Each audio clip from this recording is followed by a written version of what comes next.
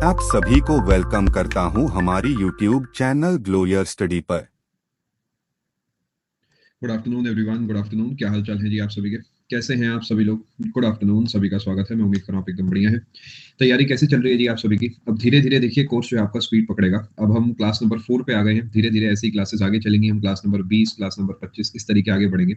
Make sure चीज़ों को समझते चले, बिकॉज अगर आप अभी चीज़ों को नहीं समझेंगे, अभी आप इस फ्लो को नहीं समझेंगे, तो आपका मिडिवल जो है थोड़ा सा वीक रह जाएगा। और मिडिवल मोस्ट इंपॉर्टेंट पार्ट है हमारे एसएससी के एग्जाम्स की हिस्ट्री का, बिकॉज ईजी सवाल देता है और सारे के सारे सवाल इसके बन जाते हैं। मतलब अगर मिडिवल के आपके पूरे सभी शिफ्ट में मिला के 50 सवाल आएंगे, तो जनरली 50 के 50 सवाल जो है कंटेंट को लगा के अच्छे से बन जाते हैं, जनरली स्पीकिंग। बाकी देखिए एसएससी का मूड है, कुछ भी जो है ऊपर नीचे करके आपसे पूछ सकता है। चलो शुरू करते हैं जी कहानी। सत श्री अकाल, सभी का स्वागत है। मैं उम्मीद कर रहा हूँ आप एकदम तैयार है। आज का शेड्यूल आपका सेम चलेगा, 1 से लेकर 3, 4 से लेकर 6 और 6:30 बजे आपकी एक स्पेशल क्लास रहेगी। ठीक है जी, चलो शुरू करते हैं कहानी। मैं उम्मीद कर रहा हूँ पूरे तरीके तैयार है। क्वेश्चन टैब आपके पास खुल गया है, आप उसका इस्तेमाल करें, वहाँ पे अपने डाउट्स भेजिए।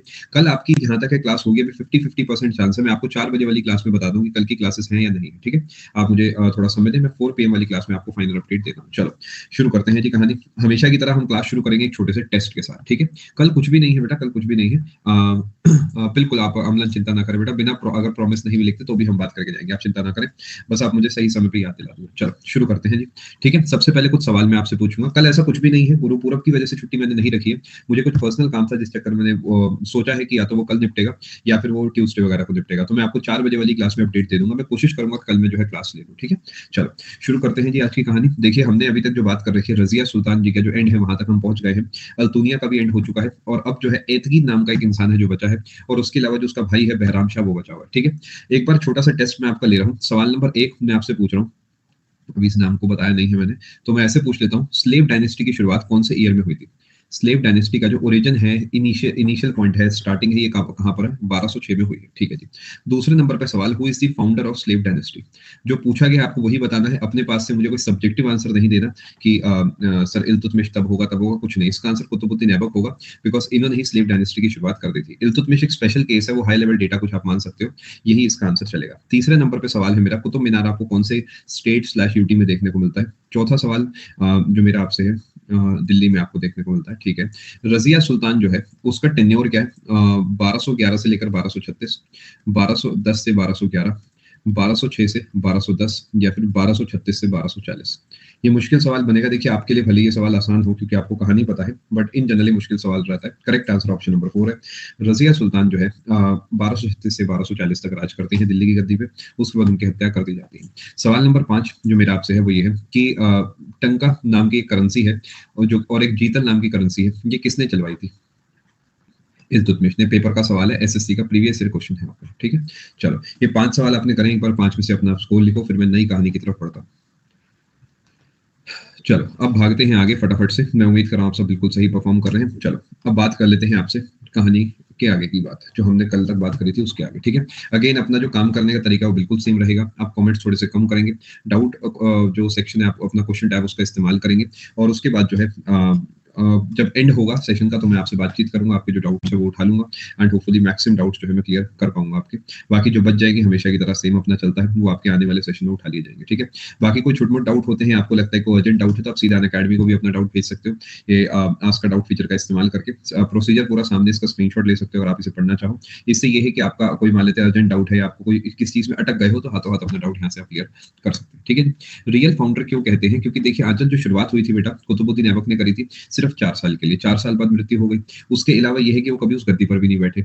लेकिन पहला वो इंसान जिसे बगदाद के खलीफाओं ने वो ऑफिशियली सुल्तान बनने की उपाधि दी, वो इल्तुतमिश था, और बड़े लंबे समय तक राज करा था। ये कुछ रीजन है जिसके चक्कर में हम इल्तुतमिश को रियल फाउंडर कहते हैं। ठीक है, चलो मैं उम्मीद कर रहा हूँ यहाँ तक आप बात पूरे तरीके से समझ चुके हैं। मैंने आपको बताया था कि रजिया जो है उनकी आते में मृत्यु हो गई थी, और कैथल में जो है वो पकड़े गए थे, और उनकी टूम जो है वो दिल्ली के अंदर है। अब हम जानते हैं कि कुतुबुद्दीन ऐबक भी खत्म हो चुके हैं, और इसके बाद आराम शाह भी खत्म हो चुके हैं, इल्तुतमिश भी खत्म हो चुके हैं।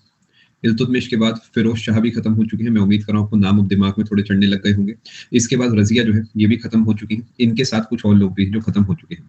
लेकिन अभी जो यहाँ पे ऑनलाइन चीजें हैं उनमें एक तो है बहराम शाह, और एक आपको शायद याद होगा, एक एतगीन नाम का इंसान अभी है, और एक दल चालीसा, है ना। ये सब चीजें पता होनी चाहिए आपको, तभी हम आगे की कहानी डिस्कस कर पाएंगे।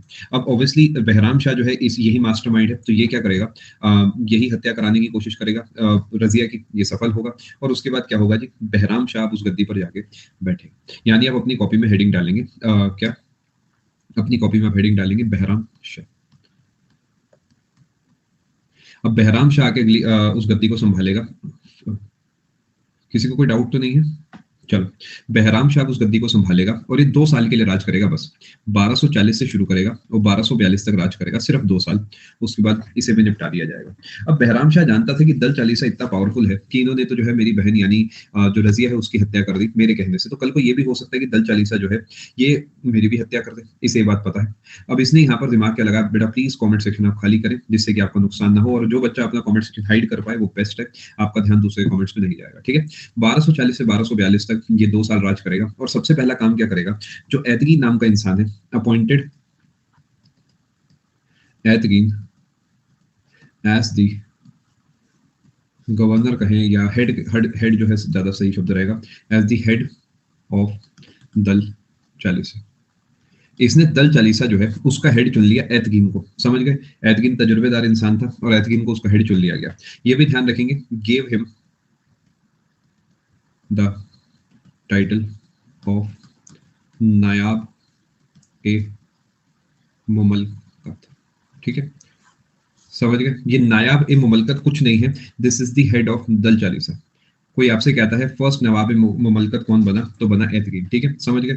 आप कह सकते हैं जी जैसे बहुत सारे मंत्री होते हैं उनका हेड प्रधानमंत्री होता है, कुछ वैसा आप इसे समझ सकते हैं। यहाँ तक मैं उम्मीद कर रहा हूं आपको कोई तकलीफ नहीं होगी। अब उस एक चीज आप यहाँ पर बस ध्यान रखेंगे कि जो मंगोल्स हैं वो सबसे पहले आए थे 1221 में, शायद आपको याद होगा 1221 में आए थे सबसे पहली बार, लेकिन ये इन्होंने इंडिया पर अटैक नहीं करा था या फिर दिल्ली सल्तनत पर आक्रमण नहीं करा था, बस आए थे और चले गए थे। मंगोल्स जो है दूसरी बार आए थे 1241 में। 1241 में मंगोल्स आए थे, और ये आप ध्यान रखेंगे ये सेकंड विजिट होगी इनकी, और मैं कह सकता हूँ फर्स्ट अटैक ऑन दिल्ली सल्तनत, समझ गए। यानी भारत तो आए हैं दूसरी बार, बट दिल्ली सल्तनत पे पहली बार आक्रमण हुआ है। तो ये आप ध्यान रखेंगे जो पहला आक्रमण है दिल्ली सल्तनत पे वो हुआ था during the reign of Bahram Shah. Paper ऐसे ही सवाल पूछता है, इसी वजह से मैं एग्जाम टाइप का डेटा आपको बता रहा हूँ। बहराम शाह के समय ही जो है जो दिल्ली सल्तनत है उस पर पहली बार आक्रमण हुआ था मंगोलों का। अब अगर हम वर्ल्ड हिस्ट्री पढ़ते तो हम मंगोलों के बारे में और पढ़ते कि इस बैटल में क्या हुआ, कौन जीता कौन हारा, बट क्योंकि हम एसएससी ओरिएंटेड जीके कवर कर रहे हैं तो इतना ही जो है काफी माना जाएगा, ठीक है। ये जो है फर्स्ट इन्वेजन ही होगा, बिल्कुल इन्वेजन अटैक एक ही बात है, आप इसकी जगह जो है इन्वेजन वर्ड का इस्तेमाल भी कर सकते हैं, समझ गए जी। मैं उम्मीद कर रहा हूँ यहाँ तक आप बात समझ चुके हैं। आगे चलें दोस्तों, चलो आगे भागते हैं। देखिए एक चीज मैं आपको यहाँ पर डिस्क्लेमर दे देता हूँ, बहुत सारे नाम ऐसे होंगे जो आपको कंफ्यूज करेंगे। कंफ्यूज क्यों करेंगे, जैसे एक छोटा सा एग्जांपल दूंगा आगे चल के। उलुग खां जो है ये एक नाम है, अभी आगे चल के आपको पढ़ाऊंगा। कम से कम 3 से 5 ऐसी पर्सनैलिटीज हैं जिनको उलुग खां कहा जाता है। आप खिलजी वंश में पढ़ेंगे तो वहां पर भी एक उलुग खां था जो कि अलाउद्दीन खिलजी का भाई था। एक आप उलुग खां पढ़ेंगे स्लेव डायनेस्टी जिसमें आप इस समय हैं, अभी 10 मिनट के बाद आपको पढ़ा दूंगा, जिस जो बलबन है। तो ये ध्यान रखना कि हो सकता है आप कोई किताब पढ़ के बैठे हो जहां पर आपने उलुग खां तो कुछ और पढ़ा हो और मैं आपको कुछ और बताऊं तो आप कंफ्यूज हो जाए कि सर या तो गलत बता रहे हैं या किताब में गलत है, ऐसा कुछ नहीं है। तो ये टाइटल्स होते हैं जो कि मल्टीपल लोग इस्तेमाल करते हैं, और ये इसी तरीके की हिस्ट्री है। क्योंकि देखिए 13वीं सदी की हिस्ट्री है, तब इतनी प्रॉपर डिटेलिंग नहीं हुआ करती थी जैसे आज 2021 में है, तो कुछ चीजें ऐसी अनसर्टेन है जिसको हमें बस अपनाना ही होता है, ठीक है जी। जी हाँ, लड़ाई हुई है लेकिन जीतने वाला हिसाब कभी निक्की नहीं बना। अब एक बच्चा भी सवाल पूछे सर वर्ल्ड हिस्ट्री कब कवर करेंगे, बेटा एसएससी के सिलेबस में वर्ल्ड हिस्ट्री नहीं पूछी जाती है, बहुत ही ऊपर ऊपर से डेटा पूछा जाता है, जैसे कि वर्ल्ड वॉर 1 कब हुआ, 2 कब हुआ, हिटलर कहाँ से था, इस लेवल के बेसिक लेवल के सवाल बनते हैं। वो एक बार कोर्स हम खत्म करेंगे, आप कहोगे तो एक क्लास में वो सब डेटा मैं आपके हाथ से निकलवा दूंगा, ठीक है। देखिए यहाँ पर मैं वर्ल्ड हिस्ट्री को टच नहीं कर सकता बिकॉज मेरा प्राइम कंसर्न आपकी नॉलेज को बढ़ाना नहीं है, मेरा प्राइम कंसर्न है आपका सिलेक्शन। और जो सिलेक्शन के लिए डेटा चाहिए सबसे पहले मैं वो दूंगा, बिकॉज नॉलेज ओरिएंटेड डेटा जो है जो बीए वगैरह होती है या फिर मैं कहूँ कॉलेज की जो पढ़ाई स्कूल की पढ़ाई होती है वहां पर देखिए क्या होता है, हिस्ट्री 3 साल चलती है ना। हिस्ट्री ऑनर्स मैंने करी है, 3 साल तक मैं रोज हिस्ट्री ही पढ़ रहा हूँ, तो लिमिट तो डेटा की है नहीं। तो सबसे पहले वो डेटा दूंगा जिससे सिलेक्शन हो, साथ में नॉलेज पे हम काम करते चलेंगे, ठीक है। चलो आगे भागते हैं, ठीक है निक्की आप चिंता ना करें। जिनका इंडिया बिल्कुल बिल्कुल बस इतना ही शिवा पूछा जाता है, वो भी नाम मात्र का। चलो आगे चलते हैं। अब आपको याद होगा इल्तुतमिश के कई बेटे थे, अब हुआ क्या, इल्तुतमिश का एक और बेटा था जिसका नाम था मसूद शाह। मसूद शाह किल्ड बहराम शाह। बहुत बहुत शुक्रिया। इन 1240 समझ गए and became the next ruler. Masood Shah ruled till 1246। ये इतना इंपॉर्टेंट कहानी नहीं है, यहां से नाम मात्र के सवाल पूछे जाते हैं, तो घबराने की बात बिल्कुल भी नहीं। आप बस इसे समझे, नोट करें, फिर हम आगे चलते हैं।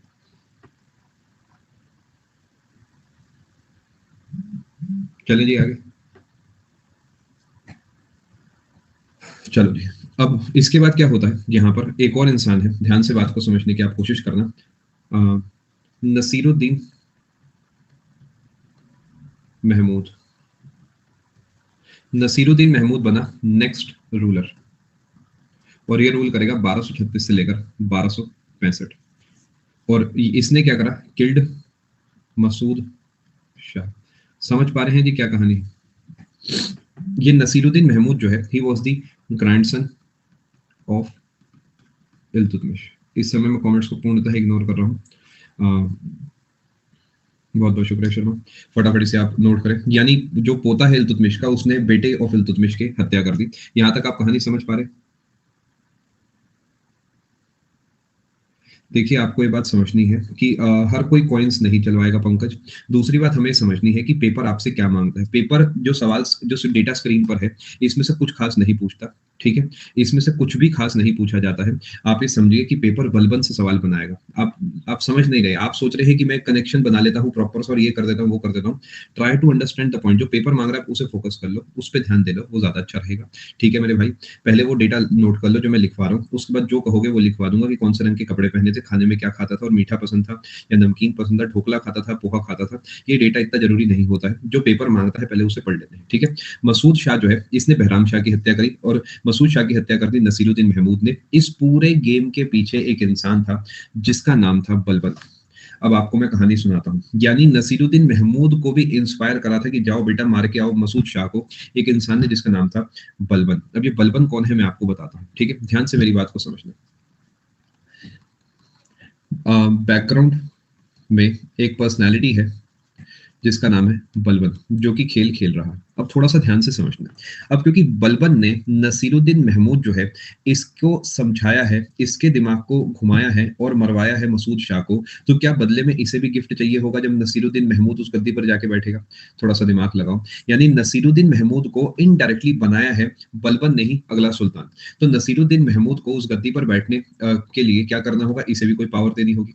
यानी नसीरुद्दीन महमूद जो है चोज बलबन एज दी वजीर। ये बात आप समझ गए?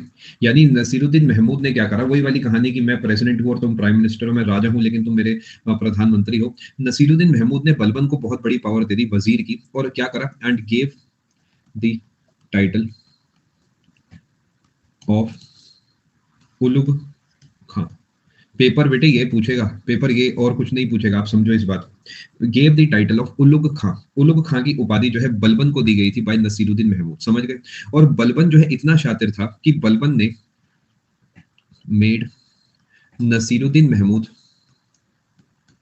रूल फॉर,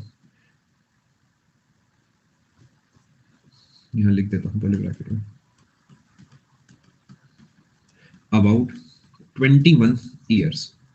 आप समझ पा रहे हो? ऐसी सल्तनत जो कि जिसमें 2-2 साल में, 6-6 महीने, 8-8 महीने में लोग जा रहे हैं, उसके अंदर एक ऐसा इंसान बैठ गया गद्दी पर जो कि अगले 21 साल तक उस गद्दी से नहीं हटेगा। किसकी वजह से? बलबन की वजह से, समझ गए? क्योंकि बलबन खुद ही चाहता था कि यहाँ पे नसीरुद्दीन महमूद बैठा रहे आराम से, जिससे कि मैं बैकग्राउंड में अपना जो है बढ़िया से काम करता रहूं। नसीरुद्दीन महमूद को इन जनरल माना जाता है कि बहुत ही जल्दी, कुछ लोग होते हैं ना उत्तेजित हो जाते हैं, बहुत ही जल्दी गुस्सा आ जाता है। 19 कर लो यार, इससे कोई फर्क नहीं पड़ रहा, 19 कर लो, ठीक है जी? अरे मेरे रामानुजन, अब ठीक है। यानी नसीरुद्दीन महमूद जो है माना जाता था कि बहुत ही जल्दी उत्तेजित नहीं हो जाते कुछ लोग, एकदम गुस्सा आ गया, एकदम फैसला ले लिया, उस टाइप से आप कहेंगे नसीरुद्दीन महमूद माना जाता था। और इसी बात का बलबन फायदा उठा के अपने शांत दिमाग को इस्तेमाल करता है, और 19 साल तक जो है नसीरुद्दीन महमूद को उस गद्दी पर बैठने का न्योता देता है। वो बैठा रहता है और बदले में ये जो है रियल पावर को एंजॉय करता है। Actual power was in the hands of Balban. यहां तक मैं उम्मीद कर रहा हूं बात पूरे तरीके से समझ चुके हैं, ठीक है? ये जो शब्द है उलुग खां, इसका मतलब होता है Khan of the world. I hope इससे आपको कुछ क्लैरिटी मिली होगी कि क्यों मल्टीपल लोग उल्लू खां के नाम से जाने जाते हैं, क्योंकि एक टाइटल है, एक नाम नहीं है। जैसे मेरा नाम भी राहुल है, तो हो सकता है किसी और का नाम भी राहुल हो सकता है, ये तो नाम कॉमन हो गए। इसी तरीके अगर आप मुझे कोई टाइटल देते हो, फॉर एग्जाम्पल एक्स वाई जी का, तो हो सकता है कोई और अगली जनरेशन में जाके अपने भी टीचर को एक्स वाई जी का टाइटल दे दे, और इतिहास के पन्नों में 2 लोग ऐसे हो जाए जिन्हें एक्स वाई जी के नाम से जाना जाता था। ठीक है जी, मैं उम्मीद कर रहा हूँ बात समझ में। आगे चलते हैं। मैं उम्मीद कर रहा हूँ यहाँ तक आप बात समझ चुके हैं। नसीरुद्दीन महमूद की पूरी कहानी मैंने आपको बता दी। लमसम 20 साल जो है इसने जो है राज करा। अब ध्यान से समझना, अब इसने क्या करा, इसने का बहुत बढ़िया मौका। इसने सोचा कि काम करता हूँ, मैं अब इसे गद्दी से हटा देता हूँ। अच्छा, एक और चीज का ध्यान रखना, Balban also got the title of नायब। नायब जो शब्द है, इसका मतलब होता है डेप्यूटी। इससे क्या समझे आप कि ये गया तो मैं ही हूं। समझ पा रहे हैं आप बात को, कि अगर ये गया तो बाय डिफॉल्ट समझ जाना कि अगला मैं ही आके बैठूंगा। यहां तक मैं उम्मीद कर रहा हूं बात पूरे तरीके से समझ पा रहे हैं। ठीक है जी, आगे चले और थोड़ी कहानी बढ़ाऊं। अब अपनी पकड़ और मजबूत करने के लिए जो बलबन है married the daughter of Nasiruddin Mahmud. क्या ये बात आप समझ पा रहे हैं?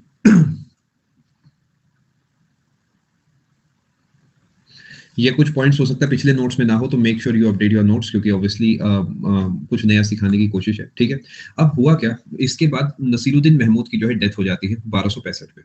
ये मैं आपके लिए यहाँ पे लिख देता हूँ, Nasiruddin Mahmud died in 1265 and Balban became next ruler. समझ गए जी, लॉजिकल है। समझ पा रहे हैं, अपने आप नेचुरली मर गए। मतलब हिमांशु, इतिहास के पन्नों में ये जिक्र नहीं है कैसे मरे, ये जिक्र है मरे, तो माना जाएगा कि ये नेचुरल डेथ हुई है, इनकी हत्या नहीं हुई। ठीक है, और देखिए लियोनार्डो, ये कड़वी बात है, बट इतिहास के पन्नों में जो मतलब महिलाएं हैं, उनके बारे में बहुत ज्यादा नहीं सोचा जाता था। आप शायद इस बात को समझ रहे होंगे जो मैं कह रहा हूँ, कि जनरली पावर के हिसाब से जो है चीजें चलती थी, और बहुत बार ऐसे किस्से देखने को मिलते थे जिसमें बहुत ही छोटी फीमेल से बहुत बड़े एज के मेल की शादी हुई है। ठीक है, इससे बेटर तरीके मैं इससे प्रोफेशनल तरीके फ्रेम में नहीं कर पाऊंगा। आई होप इस पूरे पेज को आप समझ चुके हैं। ठीक है जी, चलो आगे भागते हैं, अगले पेज पे हम चलते हैं। तो अब हुआ क्या, यहाँ पर बलबन जो है ये बनेंगे अगले रूलर, और बलबन जो है राज करेंगे कब से कब तक, 1265 से राज करेंगे 1287। अब ये कमाल की बात देखो कि एक ऐसा इंसान है ये, जो कि पहले 19-20 साल तो जिसने एक प्यादे को बैठा के रखा है, उसके बाद इसने लमसम लमसम आप कहेंगे 20 साल खुद भी राज करा है। तो क्या ये बहुत ही बड़ी बात हो गई कि 40 साल तक डायरेक्टली और इनडायरेक्टली आप पॉलिटिकल पावर में हो, और वो भी सबसे बड़े लेवल की। ठीक है जी, मैं उम्मीद कर रहा हूँ ये बात आप समझ पाए। अब हुआ क्या, जब ये बना उस गद्दी पर जाके बैठा, तो आप कहेंगे took the title of Ghiyasuddin Balban.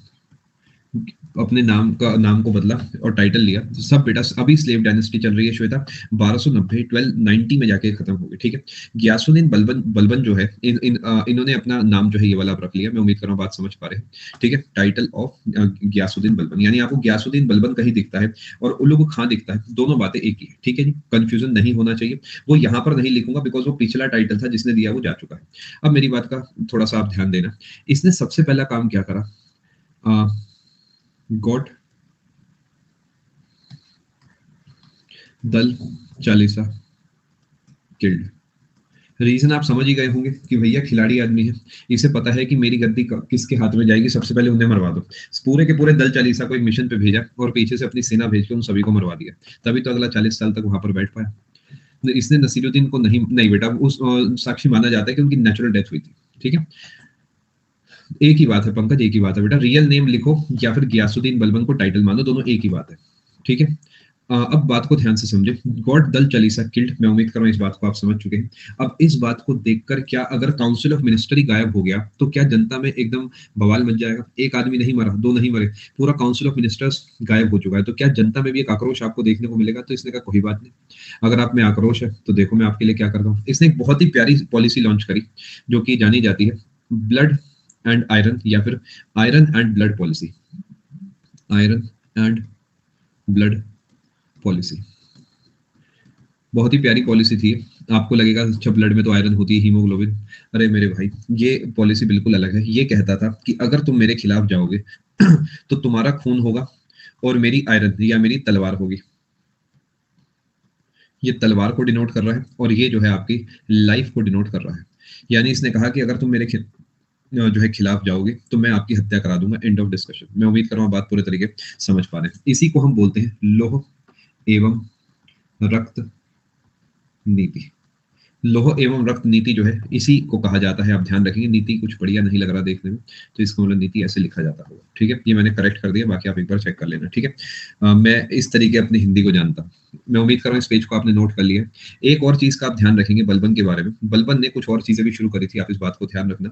Balban ने जो है एक पॉलिसी शुरू करी थी जिसे हम कहते हैं सिजदा एंड पेबोस, PAIBOS। सिजदा एंड पेबोस का मतलब होता है कि आपने सुना होगा करूं मैं तेरा सिजदा, my name is Khan movie का एक गाना है, शायद आपने सुना होगा। सिजदा जो शब्द है, सजदा जो शब्द है, बेसिकली इसका मतलब होता है कि मैं आपको अपने आप से ऊपर मानता हूं और आपकी बड़ा सम्मान करता हूं मैं।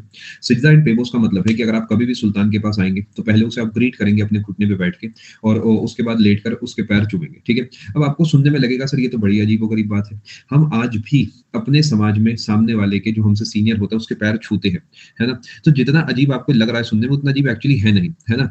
हर इंसान अपने युग का जो नियम होता है उसको लेके काफी कंफर्टेबल होता है। तो उस समय एक पॉलिसी आई, कोई हार्डली मैटर्स की, इतना अजीबोगरीब आज आपको लग रहा है बट उस समय के हिसाब से नॉर्मल था। वो सुल्तान है। ठीक है, मैं उम्मीद कर रहा हूँ यहाँ तक आप बात समझ पा रहे हैं। आगे चलते हैं जी। मैं उम्मीद कर रहा हूँ आप बात पूरे तरीके से समझ चुके हैं। अब ये भी आप ध्यान रखेंगे जो बलबन भाई है, इन्होंने इन्हीं के समय हुआ था थर्ड अटैक ऑफ मोंगोलॉइड्स। अगले पेज पे लिखता हूँ। पॉलिसी का नेम है आयरन एंड ब्लड पॉलिसी, और एक नई चीज शुरू करी जिसे हम कहते हैं सिजदा एंड पेबोस। इसके अलावा यहाँ पर आप एक और चीज ध्यान रखेंगे, इन्हीं के समय हुआ है थर्ड अटैक। जाने से पहले बेटा पूरा सेशन रिपीट कराऊंगा ना, तो घबराने की कोई बात नहीं। मोंगोलॉइड्स, ये आप मोंगोलॉइड स्पेलिंग में सही कर देता हूँ। अभी थर्ड का मतलब क्या मैं कह सकता हूँ, सेकंड ऑन। बेटा एक मुझे बात बताओ, हम लोग फोन पे बात कर रहे हैं क्या? नहीं ना, मैं इधर पढ़ा रहा हूँ, आप उधर चैट चैट लिख रहे हो। तो चैट और पढ़ाने के बीच में 10 सेकंड का तो गैप छोड़ो। समझ रहे हो बात को? पहले पूरा कंटेंट लिखने तो दो मुझे, हाथों हाथ ही टाइप करे जा रहे हो। सेकंड ऑन दिल्ली सल्तनत। इन्हें लग रहा है कि ये एसबीआई में बैठे हुए मैनेजर है और मैं एसबीआई का कोई कस्टमर हूँ कि किसी ना किसी बात पे मुझसे कुछ ना कुछ कमी ढूंढेंगे और लिख देंगे। ऐसा नहीं है भैया। थर्ड अटैक ऑफ मंगोलॉइड्स है और सेकंड है दिल्ली सल्तनत के ऊपर। इस बात को आप ध्यान रखेंगे। ठीक है, अब हुआ क्या, इसमें बलबन का बहुत कुछ छिन गया। बलबन जो है वैसे बड़ा क्रूर माना जाता था, बट क्योंकि बलबन जो है उसके बेटे की हत्या हो गई थी इसमें, तो बलबन का मूड खराब रहने लगा। तो जब सेकंड अटैक ऑफ मंगोलॉइड हुआ, जैसे तैसे इससे दिल्ली सल्तनत बच गई, तो बलबन का मूड बड़ा खराब रहने लगा। अब माना जाता है कि इस चक्कर में बलबन की जो है मृत्यु हो गई, बलबन की डेथ हो गई डिप्रेशन में आने के कारण। और बलबन की डेथ हुई दिल्ली में, तो टूम्ब जो है बलबन की, वो आपको देखने को मिलेगी दिल्ली में। फटाफट से इतना नोट करें, फिर हम आगे चलते हैं। चलें जी आगे।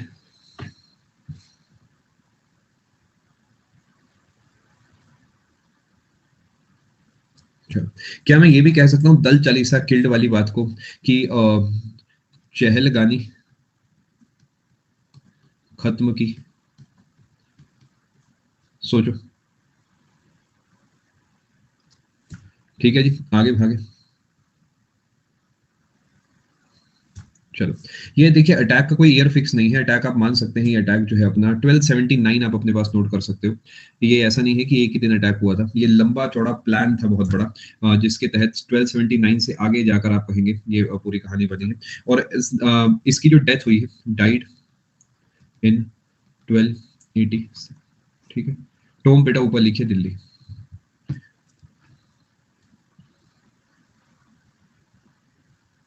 चले आगे। चलो जी, इल्तुतमिश के अटैक को पहला अटैक नहीं माना जाता, वो बस एक आप कहेंगे वो आए थे थर्ड। इसे ऐसे लिख लो यार, तुम लोग यार क्या बात करते हो। क्या वर्ड का इस्तेमाल करूं बताओ भाई, अंग्रेजी वाले को क्या वर्ड लिखूं इसकी जगह, कुछ fancy? Third arrival, visit, visit कर देते हैं, और बताओ। Visit of Mongoloids. ठीक है, इन्वेजन की जगह विजिट लिख दे, इट हार्डली मैटर्स। आप लोग कोर नहीं समझ रहे, आप बच्चों वाली बातें कर रहे हैं इस समय। चलो आगे चलते हैं। सर मंगोल रूल क्यों नहीं हुआ? आप मुझे बताना चाहेंगे साहिल? क्योंकि बेटा मंगोल नहीं जीत पाए, बस बात खत्म। अब आप इधर फोकस कर लो। एक मेरे भाई मेरी बात सुनो, इतना कॉमन सेंस लगाओ। बहुत बच्चे पूछ रहे हैं सर मंगोल के साथ बैटल में कौन जीता? मंगोल जीते इसी वजह से दिल्ली सल्तनत बची हुई है। क्या ये सुनने में ठीक लग रहा है? नहीं ना बेटा। अगर कोई दिल्ली सल्तनत कंटिन्यू हो रही है तो इसका नाम मंगोल जो है वो नहीं जीत पाए होंगे। समझ गए? उनकी आंखें खुल गई यहाँ आके, वो समझ गए कि यहाँ पर हमें नहीं आना चाहिए था। ठीक है, चलो आगे चलते हैं। अब मेरी बात बड़े ध्यान से समझना कि जो बलबन है उसकी मृत्यु हो चुकी है, बेटे की भी मृत्यु हो चुकी है। तो क्या अगला जो बैठेगा वो बैठेगा बलबन का पोता? सोच के देखो भाई, बलबन की मृत्यु हो चुकी है, बलबन के बेटे की भी डेथ हो चुकी है, तो बलबन का जो ग्रैंडसन होगा वो बैठेगा, यानी जो नेक्स्ट रूलर बनेगा वो बनेगा कैकुबाद। कैकुबाद। अब हो सकता है आपने कैकुबाद को ऐसे लिखो, कोई फर्क नहीं पड़ता।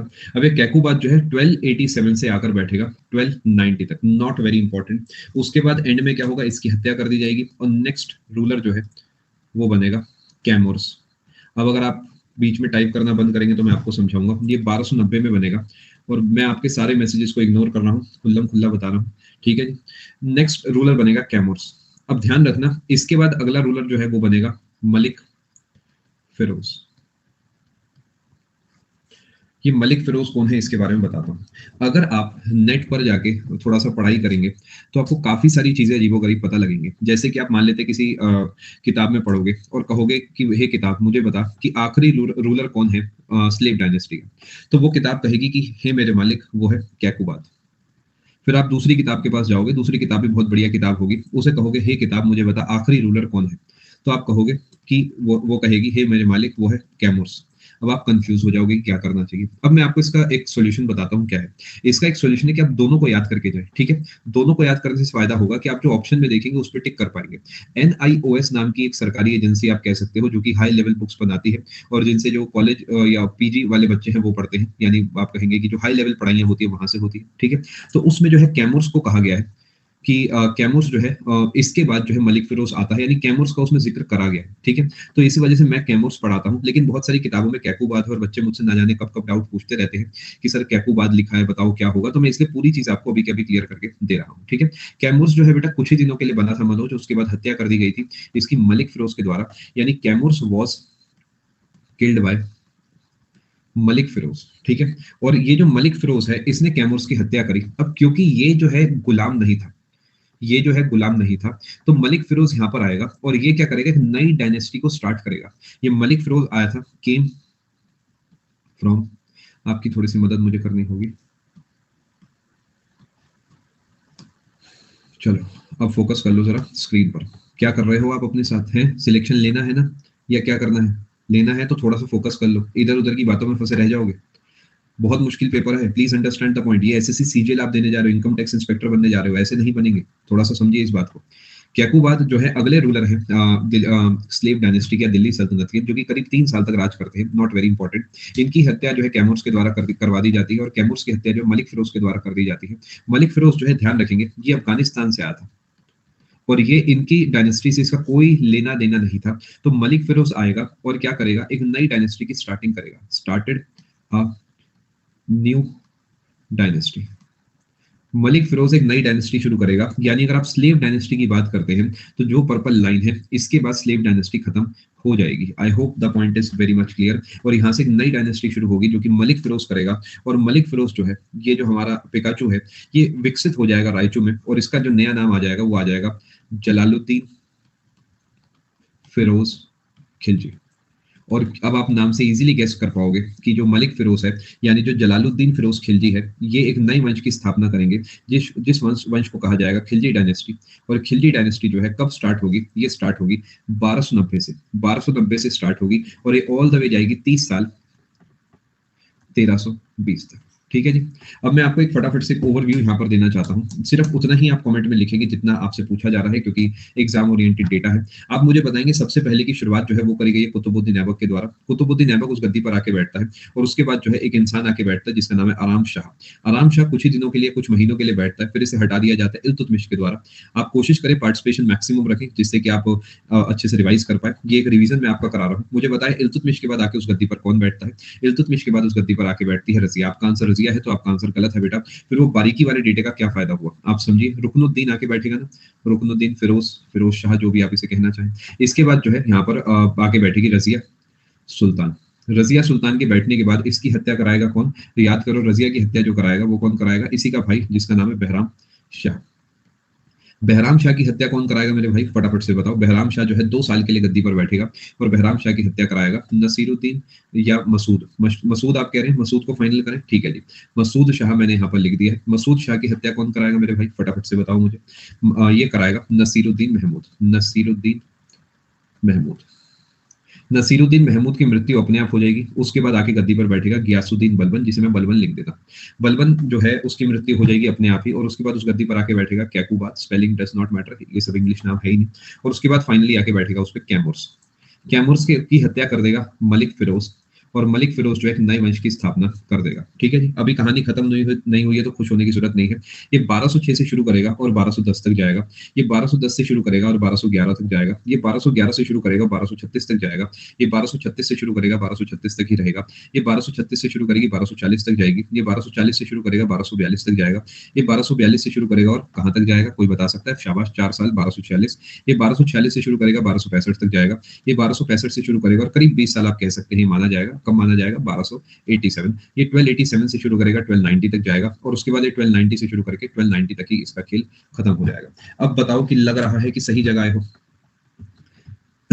आराम से मेरे क्लास का नोट्स कंपेयर कर लो, वो जो तुमने दुनिया भर के टेलीग्राम चैनल ज्वाइन कर रखे हैं उसके नोट से समझ जाओगे जो कंटेंट दिया जा रहा है वो क्या दिया जा रहा है।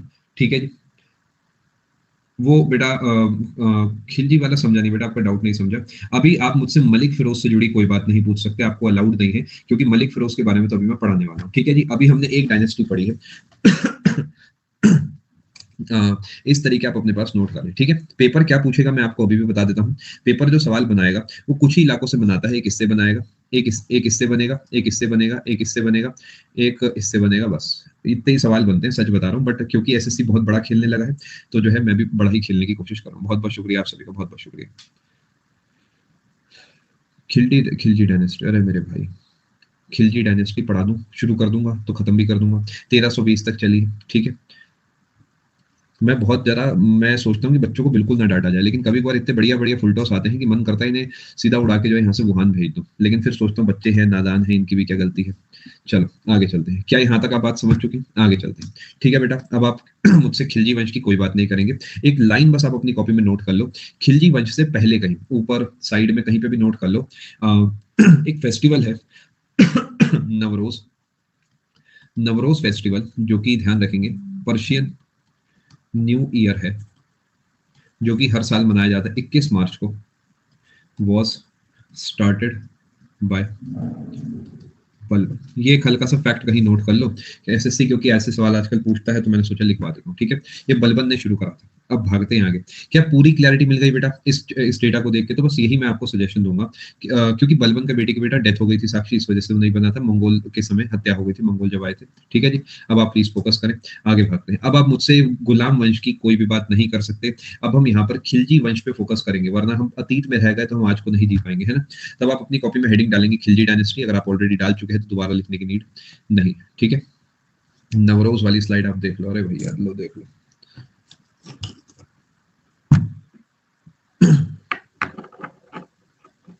अरे सर नोट तो करने दो। अरे डांट दिया बेटे ने मुझे, क्या बात है, ऐसे मत डरा करो। देखो इस उम्र में मुझे डर लग जाता है। तबीयत खराब होगी तो कौन देगा पैसा, बताओ।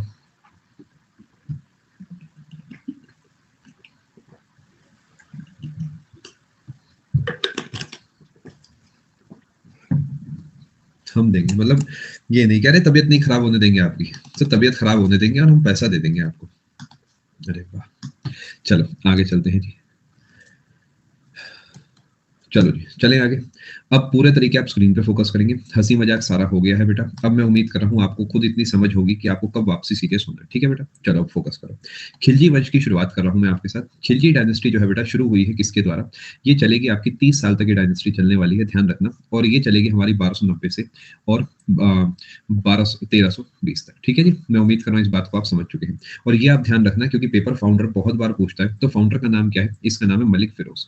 एक छोटा सा मैं सजेशन यहाँ पर आपको और देना चाहूंगा कि आप जब पूरा दिल्ली सल्तनत खत्म हो जाएगा तो पांचों डायनेस्टी के फाउंडर और आखिरी रूलर और उनके टेन्योर ये एक पेज पे नोट कर लेना। ये आपकी ड्यूटी है, मैं नहीं कराऊंगा क्योंकि मैं सब डेटा लिखवाते चल रहा हूँ। आप आखिरी जब ये पूरा आपका दिल्ली सल्तनत खत्म होगा वहां आप नोट कर लेना। चाहो तो इसकी शुरुआत में कोई पन्ना हो वहां पे भी लिख सकते हैं। फाउंडर जो है मलिक फिरोज है और ये जो इनका नाम है वो है जलालुद्दीन फिरोज खिलजी। बहुत बढ़िया। ठीक है जी, अब बात को ध्यान से समझना। अब ये जो डायनेस्टी है सिर्फ 30 साल चलेगी। तो आपका एक छोटा सा होमवर्क दे रहा हूं मैं। जब पांचों डायनेस्टीज आप लोग पढ़ लेंगे तो आपको खुद देख के बताना है कि सबसे लंबी डायनेस्टी कौन सी है और सबसे छोटी डायनेस्टी कौन सी है। ठीक है, मैं हिंट यही आपको देता हूं कि सबसे छोटी डायनेस्टी जो है आपके सामने है। बाकी सही समय आने पे आप खुद जज कर लेते हैं। ठीक है, 30 साल तक ही चली है बस ये। अब मेरी बात को बड़े ध्यान से समझना। अब खिलजी जो डायनेस्टी है इसका थोड़ा सा जिक्र करने से पहले मैं आपको कुछ समझाना चाहूंगा। खिलजियों ने दिल्ली पर आक्रमण करा और पूरा दिल्ली सल्तनत जो है अपने कब्जे में ले लिया। अब दिल्ली सल्तनत कब्जे में लेने के बाद इन्होंने क्या करा, इनका शुरू से ही जो ध्यान है वो साउथ इंडिया पे बहुत ज्यादा था।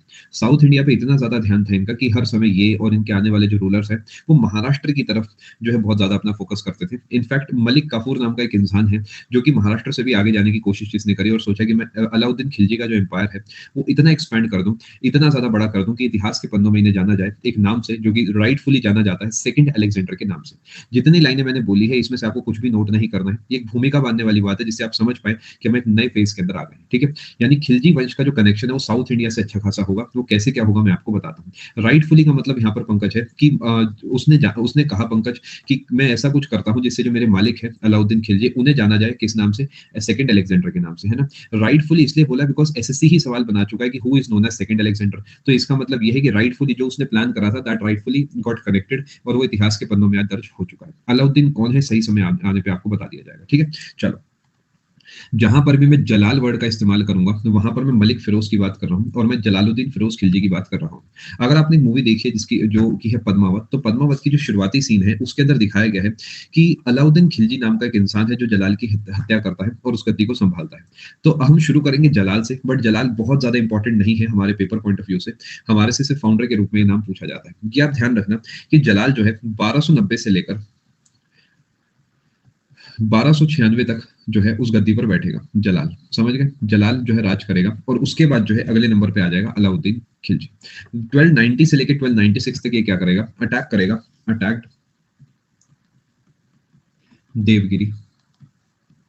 ठीक है, ये देवगिरी नाम की एक जगह है जो कि आपको आज या तब महाराष्ट्र में देखने को मिलती थी और माना जाता है कि ये पहला अटैक था दिल्ली सल्तनत का साउथ इंडिया पे। समझ गए, यानी this was the first attack of समझ गए दिल्ली सल्तनत on south India. South India जब हम इस्तेमाल करते हैं तो हम कहते हैं विंध्या के नीचे की तरफ ये पहला अटैक था। और ये आप थोड़ा सा फैक्ट मेरे हिसाब से ध्यान रखें तो अच्छा रहेगा। ठीक है, देवगिरी जो है इस पे पहली बार अटैक हुआ और ये आप ध्यान रखेंगे यहाँ पर उस समय जो बादशाह या राजा या मालिक हुआ करते थे इस इलाके के वो थे रामचंद्रन देव। ठीक है, नहीं ये तो पूरा टेन्योर है 1290 से लेकर 1246। ये जो अटैक हुआ है देवगिरी पे ये हुआ है 1293 में।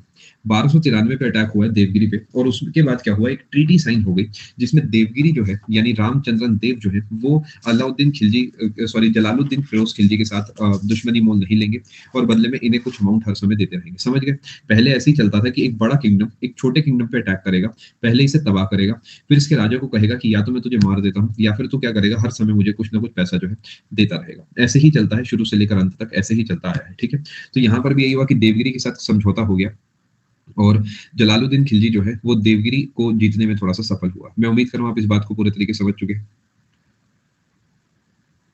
चलो आगे चलते हैं जी। अब इसके बाद क्या होता है यहाँ पर कुछ इतिहास के पन्ने ऐसे हैं जो बड़े खतरनाक रहते हैं। उनमें से एक पन्ना खुलता है जलालुद्दीन खिलजी,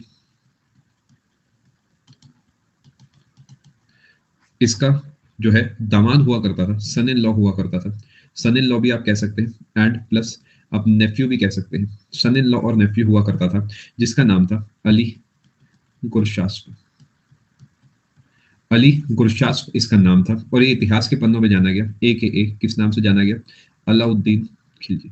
तो आपसे पेपर पूछेगा कि अलाउद्दीन खिलजी का असली नाम क्या है तो आप कहेंगे अलाउद्दीन खिलजी का जो असली नाम है वो है अली गुरशास्प। ठीक है, अब इसने क्या कर रखा था, जलाल ने अपने ही परिवार के एक इंसान को यानी अलाउद्दीन खिलजी को मेड अलाउद्दीन खिलजी द इक्तेदार ऑफ कारा कारा नाम की जगह का इक्तेदार बना दिया। ठीक है, कारा जो है ये आपको देखने को मिलता है आज जो अपना प्रयागराज वाला इलाका है, यूपी वाला इलाका है, यूपी लिख देता हूँ यहाँ पे, प्रयागराज वाला जो इलाका है वहां का क्या करा, बना दिया इसे इक्तेदार। क्या थोड़ी सी कहानी समझ आ रही है कि मैं बैठा हूँ दिल्ली में और मैंने अपने किसी रिश्तेदार को यूपी का कुछ इलाका संभालने को दे दिया। ठीक है जी, ये दिल्ली का मतलब ये वाली दिल्ली नहीं है जो इस समय यूटी है, इससे बहुत बड़ा इलाका है दिल्ली शिवा। ठीक है, आगे चलते हैं। जो ओल्ड दिल्ली है वो तो बनाई ही जाएगी शाहजहां के द्वारा, शाहजहानाबाद के नाम से शिवा, तब तक ओल्ड दिल्ली जैसा कुछ भी नहीं। ठीक है जी, इक्तेदार बेटा मैं आपको पिछली क्लास में बोल्ड समझा चुका हूँ। इक्तेदार है प्रांत अधिकारी, एक प्रांत का अधिकारी, यानी एक इलाका जो है पूरे तरीके मेरे कंट्रोल में। कारा इज अ प्लेस जो कि आज आपका इलाहाबाद वाला इलाका है, ये जो है आपका कारा के नाम से उस समय जाना जाता है। ठीक है जी, आगे चलते हैं। मैं पूरी कोशिश यही कर रहा हूँ मोहम्मद थोड़ा सा ज्यादा कंटेंट आपको दिया जाए। चलो जी आगे चलते हैं। बहुत बढ़िया पायल पायल। चलो अब हुआ क्या यहाँ पर, बड़ी ध्यान से बात को समझना। ये 1294 1295 में एक अटैक हुआ, मंगोलॉइड्स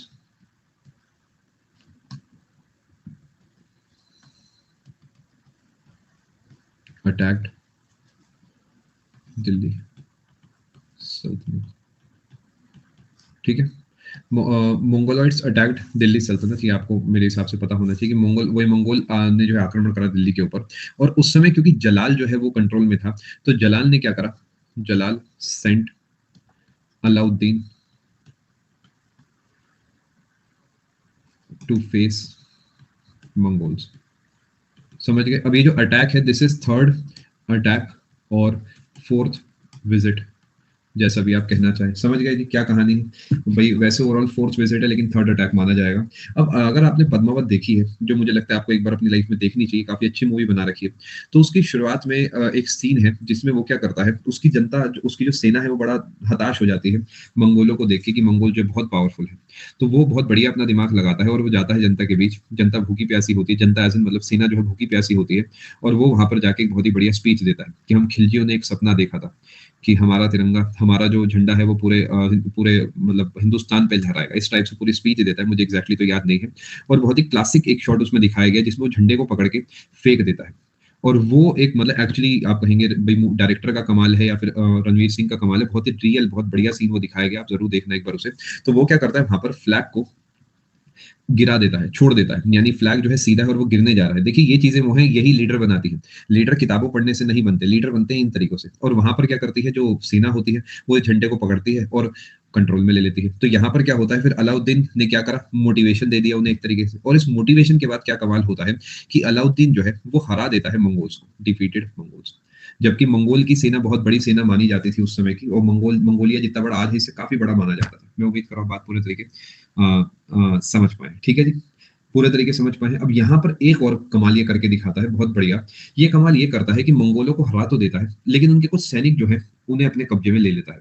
अब कुछ लोग कहते हैं कि वो सैनिक इनके कब्जे में थे, कुछ लोग कहते हैं नहीं वो सैनिक तो ये इनसे इंप्रेस होकर इनके पास आए थे। समझ गए ना, इतिहास में जो लिखा गया है एग्जैक्टली क्या वो किसी को नहीं पता। किसी ने अलाउद्दीन की तारीफ के लिए ये लिख दिया कि हाँ भाई अलाउद्दीन से इंस्पायर होकर वो इस तरफ आ गए, किसी ने कहा नहीं इन्होंने कैप्चर कर लिया। It does not matter. माना जाता है करीब 2 से 3 हजार सैनिक थे जो कि यहीं पे रुक गए भारत में। वो रोका गया रुक गए वो तो देखी जाएगी। तो हुआ क्या, जब वो वापसी आए तो जो अलाउद्दीन है इसने क्या बहुत ज्यादा इंप्रेस कर दिया जलाल को। क्योंकि आपको शायद याद होगा मूवी की स्टार्टिंग में भी क्या है कि 2 टीमें सी हैं। अब आपने मूवी नहीं देखी तो शायद आप इसे थोड़ा कम समझ पाएंगे। इस तरीके 2 टीमें हैं और उसमें जलाल जो है सामने की तरफ यहाँ कुर्सी पे बैठा है, और यहाँ पर इसका दुश्मन टाइप, दुश्मन एज इन मतलब इसका कॉम्पिटिटर है, जो कहता है कि मंगोलों से नहीं हमें लड़ना चाहिए। कहता है नहीं लड़ना चाहिए कि खिलजी वंश के लिए कुछ भी। और फाइनली ये जाता है अपनी टीम को लेकर और जीत के आता है। तो क्या अलाउद्दीन ने इंप्रेस कर दिया काफी ज्यादा जलाल को? दिमाग लगाओ, थोड़ा सोचो भाई, वो कर दिखाया जो होना नहीं था, मिसाल कायम कर दी। और साथ में अलाउद्दीन ने कहा कि जलाल एक तोहफा देता हूं मैं आपको, वो तोहफे में मैं आपको देता हूं 2000 मंगोल सैनिक। यानी ये सैनिक हमसे इतने इंस्पायर हो गए कि ये यहाँ पर रुककर इस्लाम धर्म अपनाना चाहते हैं, ready to accept Islam. Generally ये क्यों करा जाता था, जिससे मंगोली तौर तरीकों को सीखा जा सके, मंगोली कैसे युद्ध लड़ते हैं, मंगोल्स किस तरीके चीजों को करते हैं। समझ गए ना, यही स्ट्रैटेजिक मूव्स होते हैं जिससे कि उनके कुछ लोगों को रोक लिया जाए और सीखा जाए कि दुश्मन किस तरीके अपनी लड़ाई को लड़ता है। बिकॉज मंगोल्स अपने आप में बहुत पावरफुल माने जाते थे। तो ये अब क्या होता है, जलाल इनकी इज्जत करने के लिए ड्यू टू ऑब्वियस रीजंस क्या करता है, इन्हें एक इलाका देता है कि जाओ तुम वहां जाके रहो। और दिल्ली में एक इलाका जो है इन्हें दे दिया जाता है। माना जाता है कि आज दिल्ली का ही वो इलाका जो है मंगोलपुरी के नाम से जाना जाता है, शायद आपने कभी सुना होगा। दिल्ली में एक इलाका है मंगोलपुरी नाम का, मंगोलपुरी डिपो की बसेस बहुत सारी चलती है, बहुत सारी बसेस हैं। और ये जो मंगोलपुरी की कहानी है, मैं उम्मीद कर रहा हूँ पूरे तरीके समझ चुके हैं, ठीक है जी। चलो, अगर आप कभी रोहिणी साइड गए हैं या पीरागढ़ी साइड गए हैं या फिर रानी बाग साइड कभी गए हैं, तो वहां पर आपने डेफिनेटली हर 10 मिनट में एक ना एक बस निकल के जाती है जिस पे मंगोलपुरी डिपो लिखा होता है। अगर आप नहीं गए तो चिल करें, कोई ऐसी दिक्कत की बात नहीं है। चलो आगे भागते हैं जी फटाफट। पाकिस्तान नाम ही नहीं था दाऊद उस समय, पाकिस्तान जैसा कुछ है ही नहीं, पाकिस्तान वर्ड ही जो है 20th सेंचुरी में आया है, ठीक है। आगे चलते हैं। मैं उम्मीद कर रहा हूं यहां तक आप बात समझ चुके हैं। चले दोस्तों आगे। जय भीम मूवी, ठीक है ठीक है, आप मुझे याद दिला देना एंड में, ठीक है। एक काम करूंगा, पीआर जाने से पहले रिपीट कर दूंगा। चलो अब मेरी बात ध्यान से समझना। अब अलाउद्दीन खिलजी के साथ प्रॉब्लम ये थी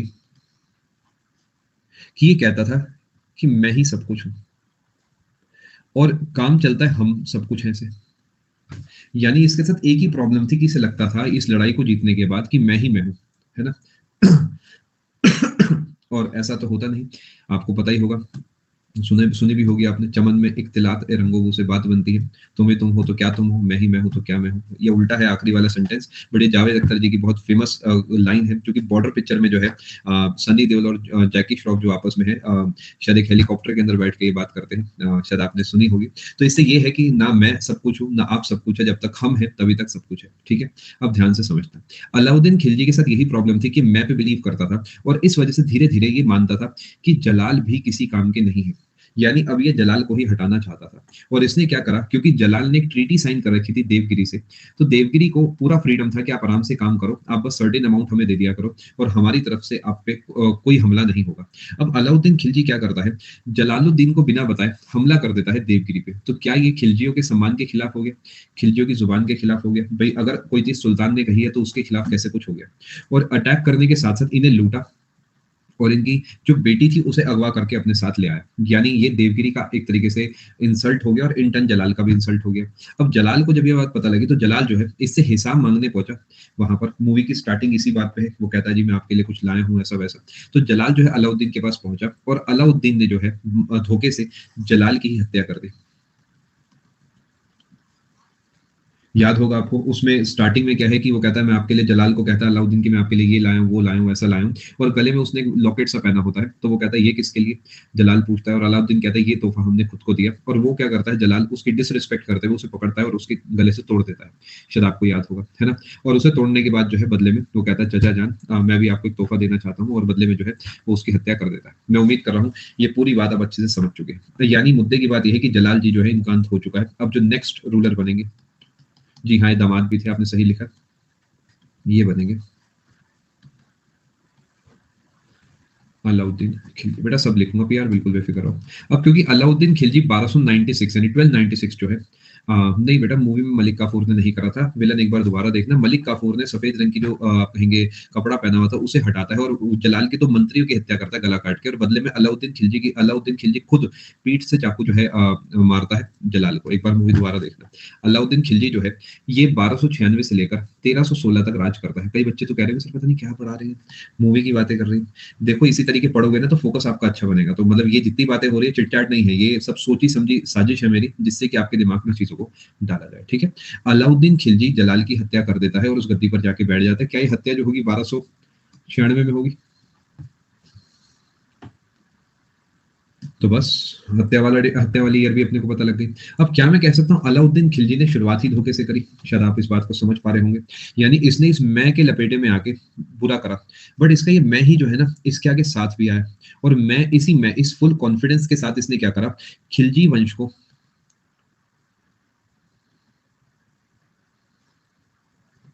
एक्सपैंड करा बहुत ही बड़े लेवल पे। यानी खिलजियों का एक्सपेंशन जो है माना जाता है अलाउद्दीन खिलजी की वजह से, और इसीलिए माना जाता है कि greatest ruler of Khilji dynasty is. Movie में काफी चीजें मोहम्मद गलत दिखाई जाती हैं, बट मूवी है क्या कर सकते हैं, उसकी स्टार्टिंग में ही कह दिया जाता है इस से जुड़ी सारी बातें काल्पनिक है and so greatest ruler of Khilji dynasty is Alauddin Khilji. क्या आप यहाँ तक बात को समझ चुके हैं? अब ये भी आप ध्यान रखेंगे, अलाउद्दीन खिलजी जो है also known as second Alexander, second Alexander के नाम से जाना जाता है, या फिर हम कहेंगे सिकंदर ए सानी, यानी भारत का सिकंदर। सिकंदर ये अलेक्जेंडर की बात हो रही है, क्यों? क्योंकि इनका काम करने का तरीका कुछ कुछ हद तक जो अलेक्जेंडर नाम के एक इंसान हुआ करते थे, हम एंशिएंट इंडिया में पढ़ेंगे, जो कि ग्रीस के थे, बड़े फेमस, दुनिया के सबसे महान में से एक माने जाते हैं, उनसे कुछ हद तक मैच करता था। ठीक है, यानी कम समय में बहुत कुछ इन्होंने हासिल कर लिया था अपने जीवन में, सिकंदर सानी ने। आपने अगर मूवी देखी है तो उसमें जो इनकी वाइफ है, जब ये मलिक कफूर को कहते हैं कि जाओ हमला कर दो जाकर शाहिद कपूर की पूरी सेना के ऊपर, तो वो क्या करती है, कुछ कपड़ा बुन रही होती है और कहती है कि सिकंदर सानी अब एक औरत के लिए युद्ध करेंगे, तो वो क्या कहता है कि सरहदें बहुत फैला ली, अब बाहें फैलाते हैं। ये डायलॉग बाजी है जो है आपको इसलिए बताई जा रही है जिससे कि आप थोड़ा सा अलाउद्दीन खिलजी का जो चरित्र है वो थोड़ा सा समझ सके। आगे चलते हैं, अब क्या करूं यार, डायलॉग याद हो जाते हैं, तो चलो आगे चलते हैं। ठीक है, ये सेकंड अलेक्जेंडर वाली जो बात लिखी गई है कि इन्होंने बहुत बढ़िया काम करा था, इसका काफी बड़ा जिक्र जो है जोधपुर इंस्क्रिप्शन पे करा गया है। अगर आप यूपीएससी वगैरह की तैयारी कर रहे हैं तो ये बात आप अपने पास नोट कर सकते हैं। ये जो ग्रेटेस्ट रूलर वाली बात है, ये जोधपुर इंस्क्रिप्शन पे कही गई है। बाकी इंस्क्रिप्शंस क्या होते हैं, कैसा है, ये सब आपको आगे चल के बताया जाएगा। माना जाता है कि इन्होंने जो है बहुत ही बढ़िया देवताओं समान जो है काम करा है।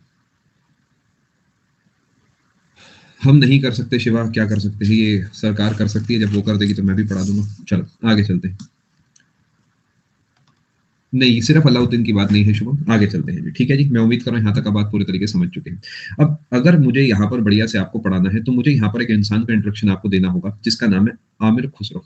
आमिर खुसरो को पढ़ाए बिना मैं आपको बाकी कहानी समझा ही नहीं सकता, क्योंकि बड़ी फेमस पर्सनैलिटी है और एसएससी इससे बहुत सवाल पूछता है। ध्यान से समझना, आमिर खुसरो, आप एक हेडिंग डाल सकते हैं, ये आमिर खुसरो कौन है, आराम आराम से समझना। ठीक है जी, आमिर खुसरो का जीवन जो है काफी लंबा चलता है और काफी सारे लोगों के साथ ये जो है मिलकर काम करते हैं। अलाउद्दीन खत्म नहीं हुआ है बेटा अभी, लेकिन आमिर खुसरो के बारे में बताना थोड़ा सा जरूरी है। ठीक है, आमिर खुसरो जो है ये तोता हिंद के नाम से जाने जाते हैं। एक ऐसी पर्सनालिटी है जो कि आपका चैट मुझे थोड़ी देर ऑफ करना होगा, आप भी जो है तोता क्लास बनते जा रहे हैं, कोशिश करें आप पहले पहले आगे आगे ना भागे, वरना जो है आप सभी को शांत कर दिया जाएगा।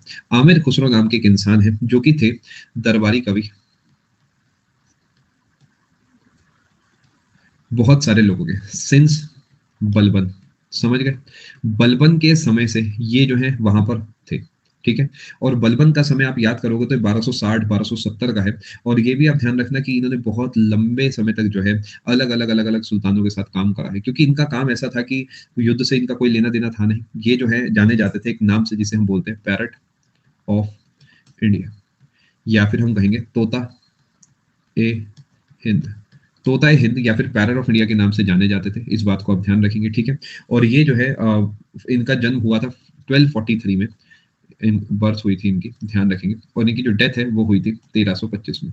तो क्या मैं कह सकता हूँ कि इन्होंने 3 अलग अलग डायनेस्टीज देखी, इन्होंने स्लेव डायनेस्टी भी देखी, इन्होंने जो है खिलजी डायनेस्टी भी देखी, और जाने से कुछ समय पहले इन्होंने जो है तुगलक डायनेस्टी भी देखी है, जो कि 1220 के बाद शुरू होगी। तो ये सब बातें आपको पता होनी चाहिए। पेपर क्या पूछेगा, इनमें से कौन से वंश से नहीं जुड़ा आमिर खुसरो, इस तरीके के सवाल पूछे जाएंगे। और आपके पास चौथा ऑप्शन सैयद लोधी, मुगल, अशोका, ऐसा कुछ ना कुछ दे देगा आपको कि बताओ मुगल से नहीं जुड़ा या मौर्य से नहीं जुड़ा, और आपको उस आंसर पे टिक करना होगा। ठीक है जी, आगे चलते हैं। पैरट ऑफ इंडिया, तोता हिंद कौन है? आमिर खुसरो है। 1243 में इनका जन्म हुआ और 1325 में इनकी मृत्यु हो गई। और इनका जन्म जो है एटा नाम की जगह पे हुआ है। अगर आप यूपी के हैं, आनंद विहार से कभी आप बस पकड़ते हैं, बरेली की, मुरादाबाद की या शाहजहांपुर की, तो आती जाती कोई बस ऐसी जरूर होगी जिसके पीछे एटा डिपो या फिर सिमिलर कुछ लिखा होगा। ठीक है, एटा में इनका जन्म हुआ, एटा यूपी के अंदर है, और डेथ ऑब्वियसली इनकी दिल्ली में ही हुई होगी, क्योंकि इन्होंने अपना पूरा जीवन जो है दिल्ली सल्तनत के नाम कर दिया था। मैं उम्मीद करूँ यहाँ तक आप बात समझ पा रहे हैं।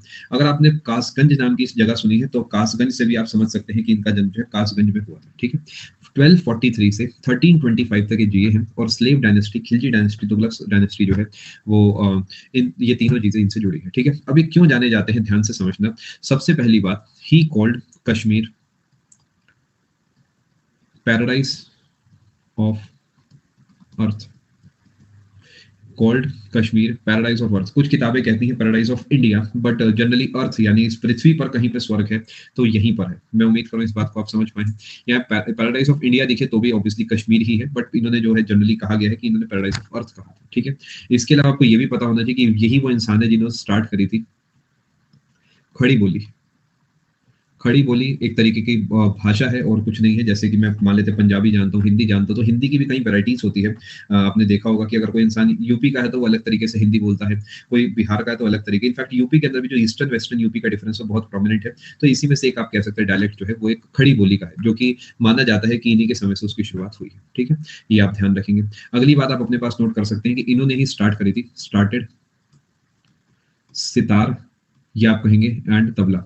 स्टार्टेड कहें या इन्वेंटेड कहें कि इनके समय से सितार और तबला जो है वो प्रोमिनेंट हुआ, फेमस हुआ, और तब से आप जानते हैं कि सितार जो है, सितार प्लेयर्स, तबला तबला प्लेयर्स जो है ये बहुत ज्यादा प्रख्यात हैं, बहुत मतलब ये बहुत ज्यादा इन्हें सम्मान दिया जाता है। क्या इस बात को आप समझ पाए हैं दोस्तों?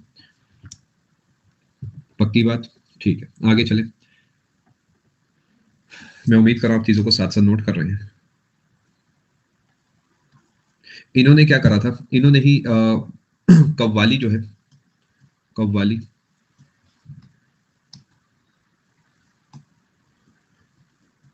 को प्रमोट कहा, करा, शुरू करी, लोगों तक पहुंचाया, जिस भी तरीके आप इसे फ्रेम करना चाहे। कव्वाली का प्रमोशन जो है वो इन्हीं के द्वारा बहुत ज्यादा करा गया था। इन्होंने कहा था कि जो है दुनिया को कव्वाली के बारे में पता लगना चाहिए। ठीक है, मैं उम्मीद कर रहा हूँ ये बात आप समझ चुके हैं। और अगर आप डिटेल में जानना चाहें कि सर स्लेव डायनेस्टी में कहां से कहां तक, तो मैं कहूंगा स्लेव डायनेस्टी में कहानी शुरू हुई थी बलबन के समय, और तुगलक डायनेस्टी में कहानी खत्म होती है मोहम्मद बिन तुगलक।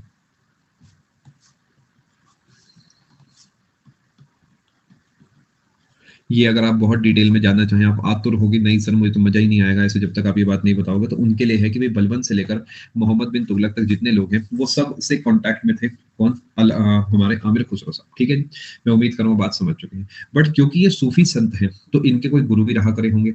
अब क्योंकि ये कव्वाली करते हैं, क्योंकि ये ईश्वर यानी जो अल्लाह है उनकी उनसे एक आप कहेंगे उनका सम्मान करते हैं, तो इनके कोई गुरु भी होंगे। तो ये अगले पेज पे आप अपने पास नोट कर सकते हो कि हजरत निजामुद्दीन, सर प्लीज पानी लाना है। अरे पानी कहाँ से लाना है, कुएं से थोड़ी लाना है मेरे भाई, साथ साथ चले जाओ यार, क्या बात कर रहे हैं। हजरत निजामुद्दीन औलिया जो है, हजरत निजामुद्दीन औलिया जो है वॉज दी, आप कहेंगे गुरु या फिर टीचर ऑफ आमिर खुसरो। ठीक है, इसी को मैं एक रीफ्रेम कर देता हूं कि आमिर खुसरो वॉज, भूख लग रही है, ठीक है भैया, डिसाइपल, बताओ क्या इलाज है इसका, दूसरे हाथ से पराठे पका देता हूँ आपके लिए। Aamir Khusro was the disciple of Hazrat Nizamuddin औलिया। इन्होंने 2 साल का प्लान लिया है जिसमें इन्होंने 32 महीने लिए होंगे 6-7 हज़ार रुपए में। उसमें इन्हें 2 साल तक खाना भी मैं खिलाऊंगा, पानी वानी का इंतजाम भी मेरे को ही करना है, कंटेंट भी मैं ही दूंगा, प्रैक्टिस भी मैं ही कराऊंगा। ये सही सौदा है। Aamir Khusro was the disciple of Hazrat Nizamuddin औलिया, या फिर हजरत निजामुद्दीन औलिया was the Guru, teacher, preacher, जैसे भी आप कहना चाहें, ऑफ आमिर खुसरो। क्या थोड़ा सा बेस बना, ये हजरत निजामुद्दीन औलिया बहुत फेमस पर्सनैलिटी है। ये निजामुद्दीन रेलवे स्टेशन आपने सुना होगा, दिल्ली में है, तिलक ब्रिज वाला जो इलाका है, जो राजस्थान की ट्रेनें हैं, राजस्थान की आप कहेंगे राजस्थान की तरफ कोई जाता है या उस तरफ और भी कुछ इलाके पड़ते हैं, तो वो निजामुद्दीन रेलवे स्टेशन से आपको जाना होता है। ठीक है, आपको थोड़ा सा ब्रेक दे देता हूँ, एक काम करते हैं, आपके पास 1 मिनट का ब्रेक है, उसमें चाहो तो डेटा को नोट कर लो, चाहो तो मुझसे बातचीत कर लो, सेशन बीच में चलता रहेगा, सेशन बीच में नहीं रुकेगा। ठीक है, अभी यही स्लाइड रहेगी, अगले 2 से 3 मिनट आप आराम से अपना ब्रेक ले सकते हो। अब ब्रेक आपका शुरू हो चुका है, तो सजेशन है आप अपना जो है कमेंट ना करें, थोड़ा सा रिलैक्स करें। जी हाँ शुभम, ऐसा ही होता है। जैसे कि मान लेते हैं कि मैं एक ब्राह्मण के साथ रहता हूँ, तो उस केस में जो शुभम ब्राह्मण जी हैं या जो मेरे पंडित जी होंगे, जैसे आप आम भाषा में कहते हैं, तो वो क्या करेंगे, मुझे उन किताबों का ज्ञान देंगे जो उन्होंने पढ़ा है। तो कुछ ऐसे ही आप समझ सकते हैं। मलिक काफूर बहुत इंपॉर्टेंट है। सागर, आमिर खुसरो से कैसे क्वेश्चन बनते हैं, हम भी सुपर प्लेटफॉर्म में ऐसे ही बातें करते हैं, क्या करूं? क्या आप भी करते हैं? अरे बस क्या बताएं आपको, आप सब बस सब एक जैसे ही हैं, मैं आपको यही कहूंगा। बहुत सारे मैसेज आ रहे हैं, कम से कम 4 मिनट का ब्रेक होना चाहिए। बहुत बढ़िया मिस्टर ग्रीन, आप सीखते चले। इसके बाद मॉडर्न होगा। हैवी हो गया? अरे नहीं नहीं गौरव, क्या बात कर रहे हैं, अभी तो कुछ भी नहीं बताया मैंने। चलो जी आगे, चलो जी आगे। अरे वाह, बहुत बढ़िया, उससे बहुत बढ़िया। चलो जी, अब आते हैं हम अपने कंटेंट की तरफ। आपका ब्रेक ओवर हो चुका है, अगर आप समझदार हैं तो खुद ही जो है आप अपना चैट जो है आप खाली कर देंगे और सेशन की तरफ फोकस करेंगे। ठीक है जी, गिफ्ट नहीं करे थे पीयूष, माना जाता है मंगोल्स की तरफ से ही अपने पास ले आए थे अलाउद्दीन खिलजी। चलो जी फोकस करें। जी हाँ, दिल्ली सल्तनत में आया, कहाँ चल चलो जी, आगे भागते हैं। मैंने आपको अभी जो बताया वो आमिर खुसरो के बारे में काफ़ी सारी बातें बताई हैं। ये भी ध्यान रखेंगे, वैसे तो बुक्स में आपको अलग से लिखवाने वाला हूँ, फिर भी आमिर खुसरो की बात हो रही है तो लिख लो। Aamir Khusro wrote the book खामसा ए खुसरो। नाम से वैसे इजी इजी हिंट आप लगा सकते हो। आमिर खुसरो ने किताब लिखी थी खामसा ए खुसरो, जिसमें इन्होंने दिल्ली सल्तनत के बारे में काफ़ी कुछ कहा था। ठीक है जी, अब हम आगे चलते हैं दोस्तों। बहुत सारी बातचीत मैंने आपको इनके बारे में बता दी है। ये ध्यान रखना कि ये जो हज़रत निज़ामुद्दीन औलिया है, मेरी बात ध्यान से आप समझना, इनका जो मकबरा है या फिर आप कहेंगे इनका जो जहाँ पर इन्हें दफनाया गया था, उसी इलाके को आज हम निज़ामुद्दीन दरगाह के नाम से जानते हैं। आपने सुना होगा कुन फाया कुन करके एक गाना है, जो शायद रॉकस्टार मूवी का है, वो वहीं पे शूट हुआ है जहाँ तक मैं देख पा रहा हूँ। और बाकी दिल्ली अगर आप कभी जाते हैं तो निजामुद्दीन वाला इलाका अपने आप में बहुत फेमस इलाका है। और ये भी आप ध्यान रखेंगे, निजामुद्दीन जी की जैसे जहाँ पर दरगाह है उसके बहुत पास पड़ता है हुमायूं का मकबरा। हुमायूं टॉम्ब जो है वो उसी इलाके में है। बस आपको इन जनरल बता रहा हूँ, कभी आप घूमने जाएं तो आप जो है दोनों जगह एक साथ जा सकते हैं। ऐसा क्यों है? क्योंकि हुमायूं भी जो है ना हजरत निजामुद्दीन औलिया को बहुत कुछ मानते थे सर। लेकिन हजरत निजामुद्दीन औलिया और हुमायूं तो एक समय पे जिंदा ही नहीं थे। सोच के देखो भाई, निजामुद्दीन औलिया की बात हम कर रहे हैं 13वीं सदी की, और हुमायूं तो आएगा बाबर की भी बात, तो ऐसा कैसे हो सकता है? मैं आपको बड़ा सिंपल सा रीजन देता हूँ। क्या आज हम साईं बाबा को मानते हैं? बिल्कुल मानते हैं। आज हम राम जी को, लक्ष्मण जी को, या सारे भगवानों को मानते हैं? बिल्कुल मानते हैं। क्या हम आज जीसस को मानते हैं? बिल्कुल। क्या हम अपने सिख गुरुओं को मानते हैं? बिल्कुल। क्या हम अपने अल्लाह को मानते हैं? बिल्कुल। तो जब हम उन लोगों को मानते हैं तो हम उनकी टीचिंग्स को मानते हैं, right? I hope you are understanding. तो इसी तरीके हुमायूं भी इनकी टीचिंग्स के बहुत बड़े आप कहेंगे फॉलोअर हुआ करते थे। कुछ बातें आपको मैं बता रहा हूँ जी। हाँ, जनरली बरियल करा जाता है ज्ञान उसमें। चलो, टोम्ब का मतलब होता है मकबरा, जहां पर किसी को दफनाया जाता है, उस इलाके को आप टोम्ब कह सकते हैं। ठीक है जी, आगे चलते हैं। अब आमिर खुसरो का पूरा जिक्र कर दिया है। ये भी आप ध्यान रखना कि आमिर खुसरो जो है, ये इन्होंने एक टाइटल दिया था किसे? अलाउद्दीन खिलजी को, जिसके लिए मैंने पूरी कहानी आपको बताई थी। Aamir Khusro gave the title of Sultan ए जहां to अलाउद्दीन खिलजी। समझ गए? जी हाँ बेटा, मेडिवल चल रहा है अभी। आमिर खुसरो ने सुल्तान जहां का टाइटल दिया अलाउद्दीन खिलजी को। आगे चलते हैं। अब वापसी आते हैं back to ruler, Pankaj great ruler आप ऐसा कह सकते हैं, अलाउद्दीन। ठीक है जी, अब आमिर खुसरो जी आए और गए, कहानी उनकी खत्म है। अब हम अलाउद्दीन खिलजी की बात कर लेते हैं। इन्होंने बहुत सारे काम करे अपने जीवन में। इन्होंने अपनी शुरुआत करी है 1296 से, और ये अब आगे तक चलेंगे, कहाँ तक? 1316 तक ये चलेंगे। अगले पेज पे लेके चलता हूँ आपको। अधिकतर मिशंस पे इनकी तरफ से इनका एक गुलाम जो है जाया करता था। अब अगेन देखिए, इसमें भी अलग अलग थ्योरीज है, पता है। मूवी कहती है कि जो जलाल है उन्होंने ही गिफ्ट करा था मालिक काफूर को अलाउद्दीन को, शायद आपको याद होगा।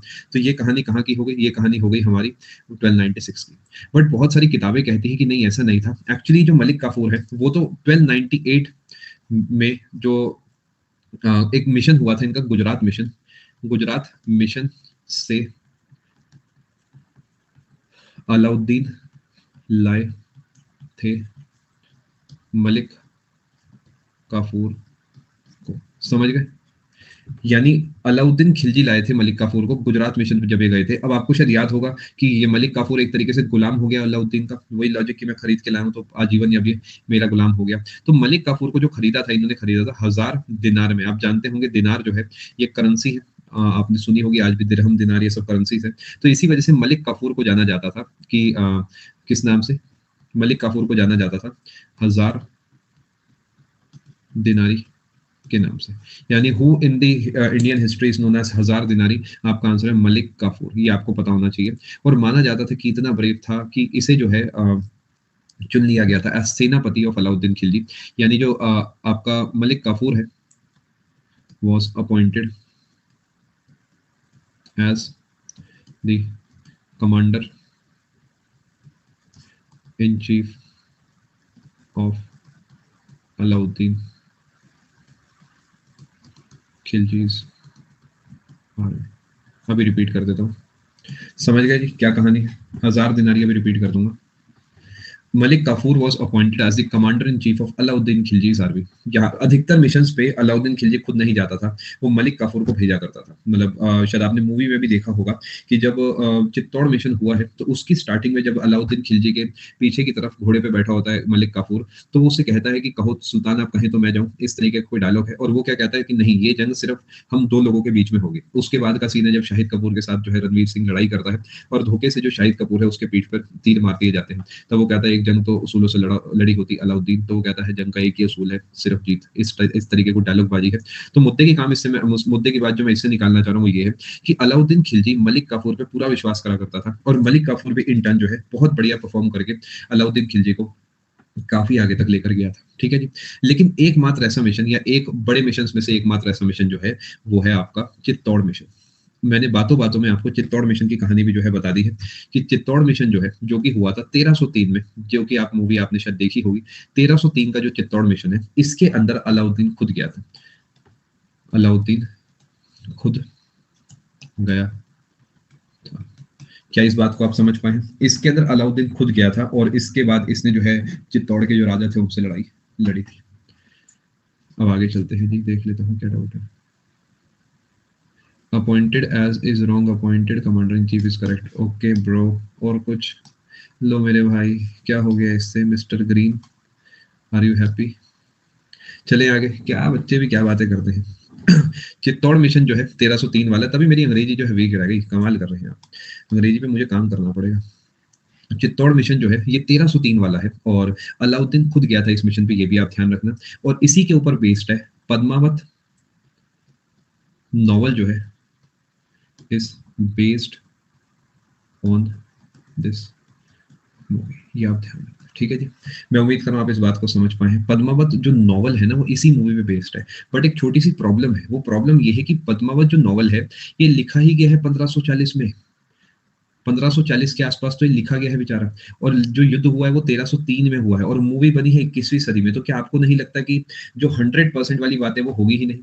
1540 से 1545 हो सकता है लिखवाया हो, इट हार्डली मैटर्स। ये मतलब एक आप कहेंगे एक टाइम फ्रेम है जिसके अंदर लिखा गया है। और लिखा गया है किसके द्वारा? बाय, मैंने क्या लिख दिया, Padmavat novel is based on this movie. ठीक है, या फिर आप कह सकते हैं this movie is based on Padmavat novel. मैं फिर कोई मुझे करेक्ट करे तो पहले ही बता दूं। ठीक है, 1540 में ये जो है मलिक मोहम्मद जायसी, ठीक है, मलिक मोहम्मद जायसी जो है इनके द्वारा लिखा गया था। ठीक है जी। अब ये बहुत बड़ी प्रॉब्लम है, पता है क्यों प्रॉब्लम है? क्योंकि चित्तौड़ मिशन से 250 साल के बाद तो कोई किताब लिखी जा रही है। 250 साल के बाद जो है किताब लिखी जा रही है और ये एक बहुत बड़ी प्रॉब्लम है कि भाई क्या पता तब क्या हुआ था। एक भी इंसान ऐसा नहीं होगा जो जिंदा होगा।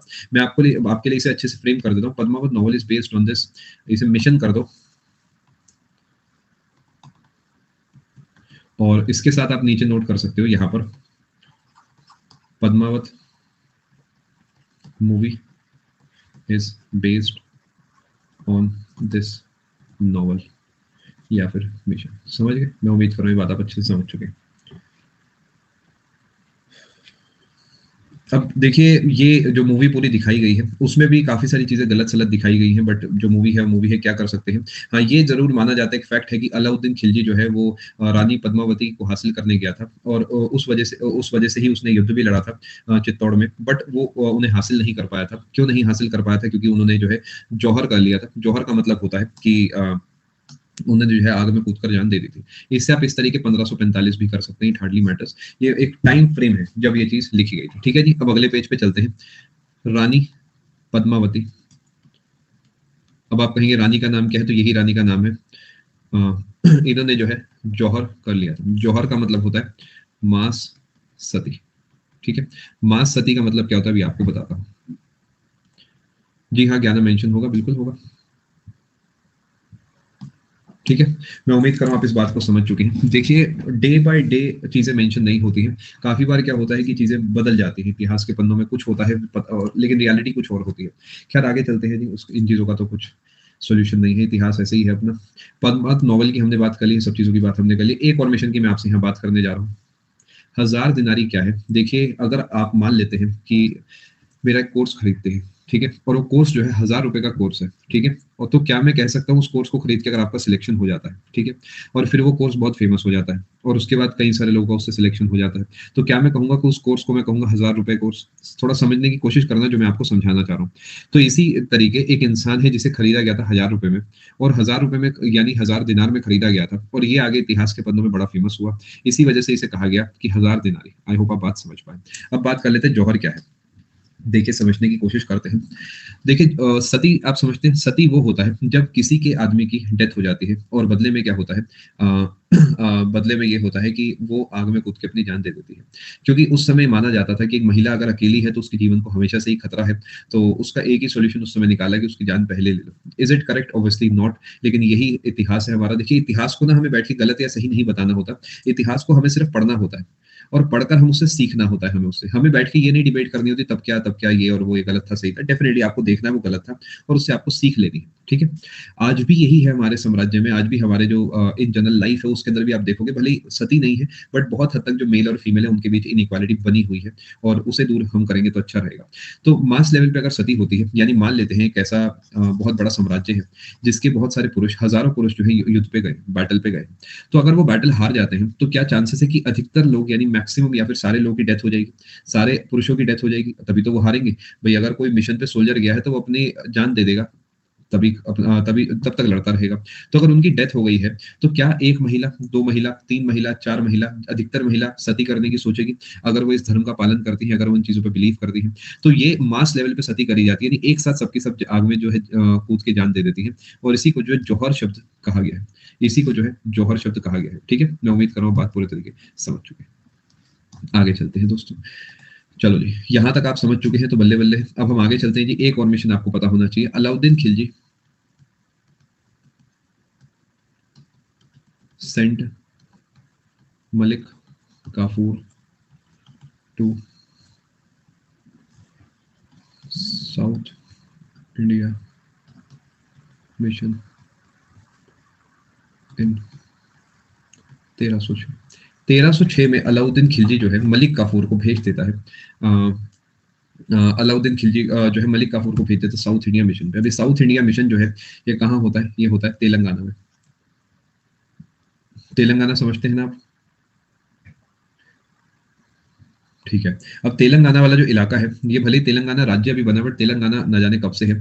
यहाँ पर एक राजा हुआ करते थे, आप थोड़ा सा ध्यान रखेंगे, प्रताप रुद्र देव ऑफ ककातिया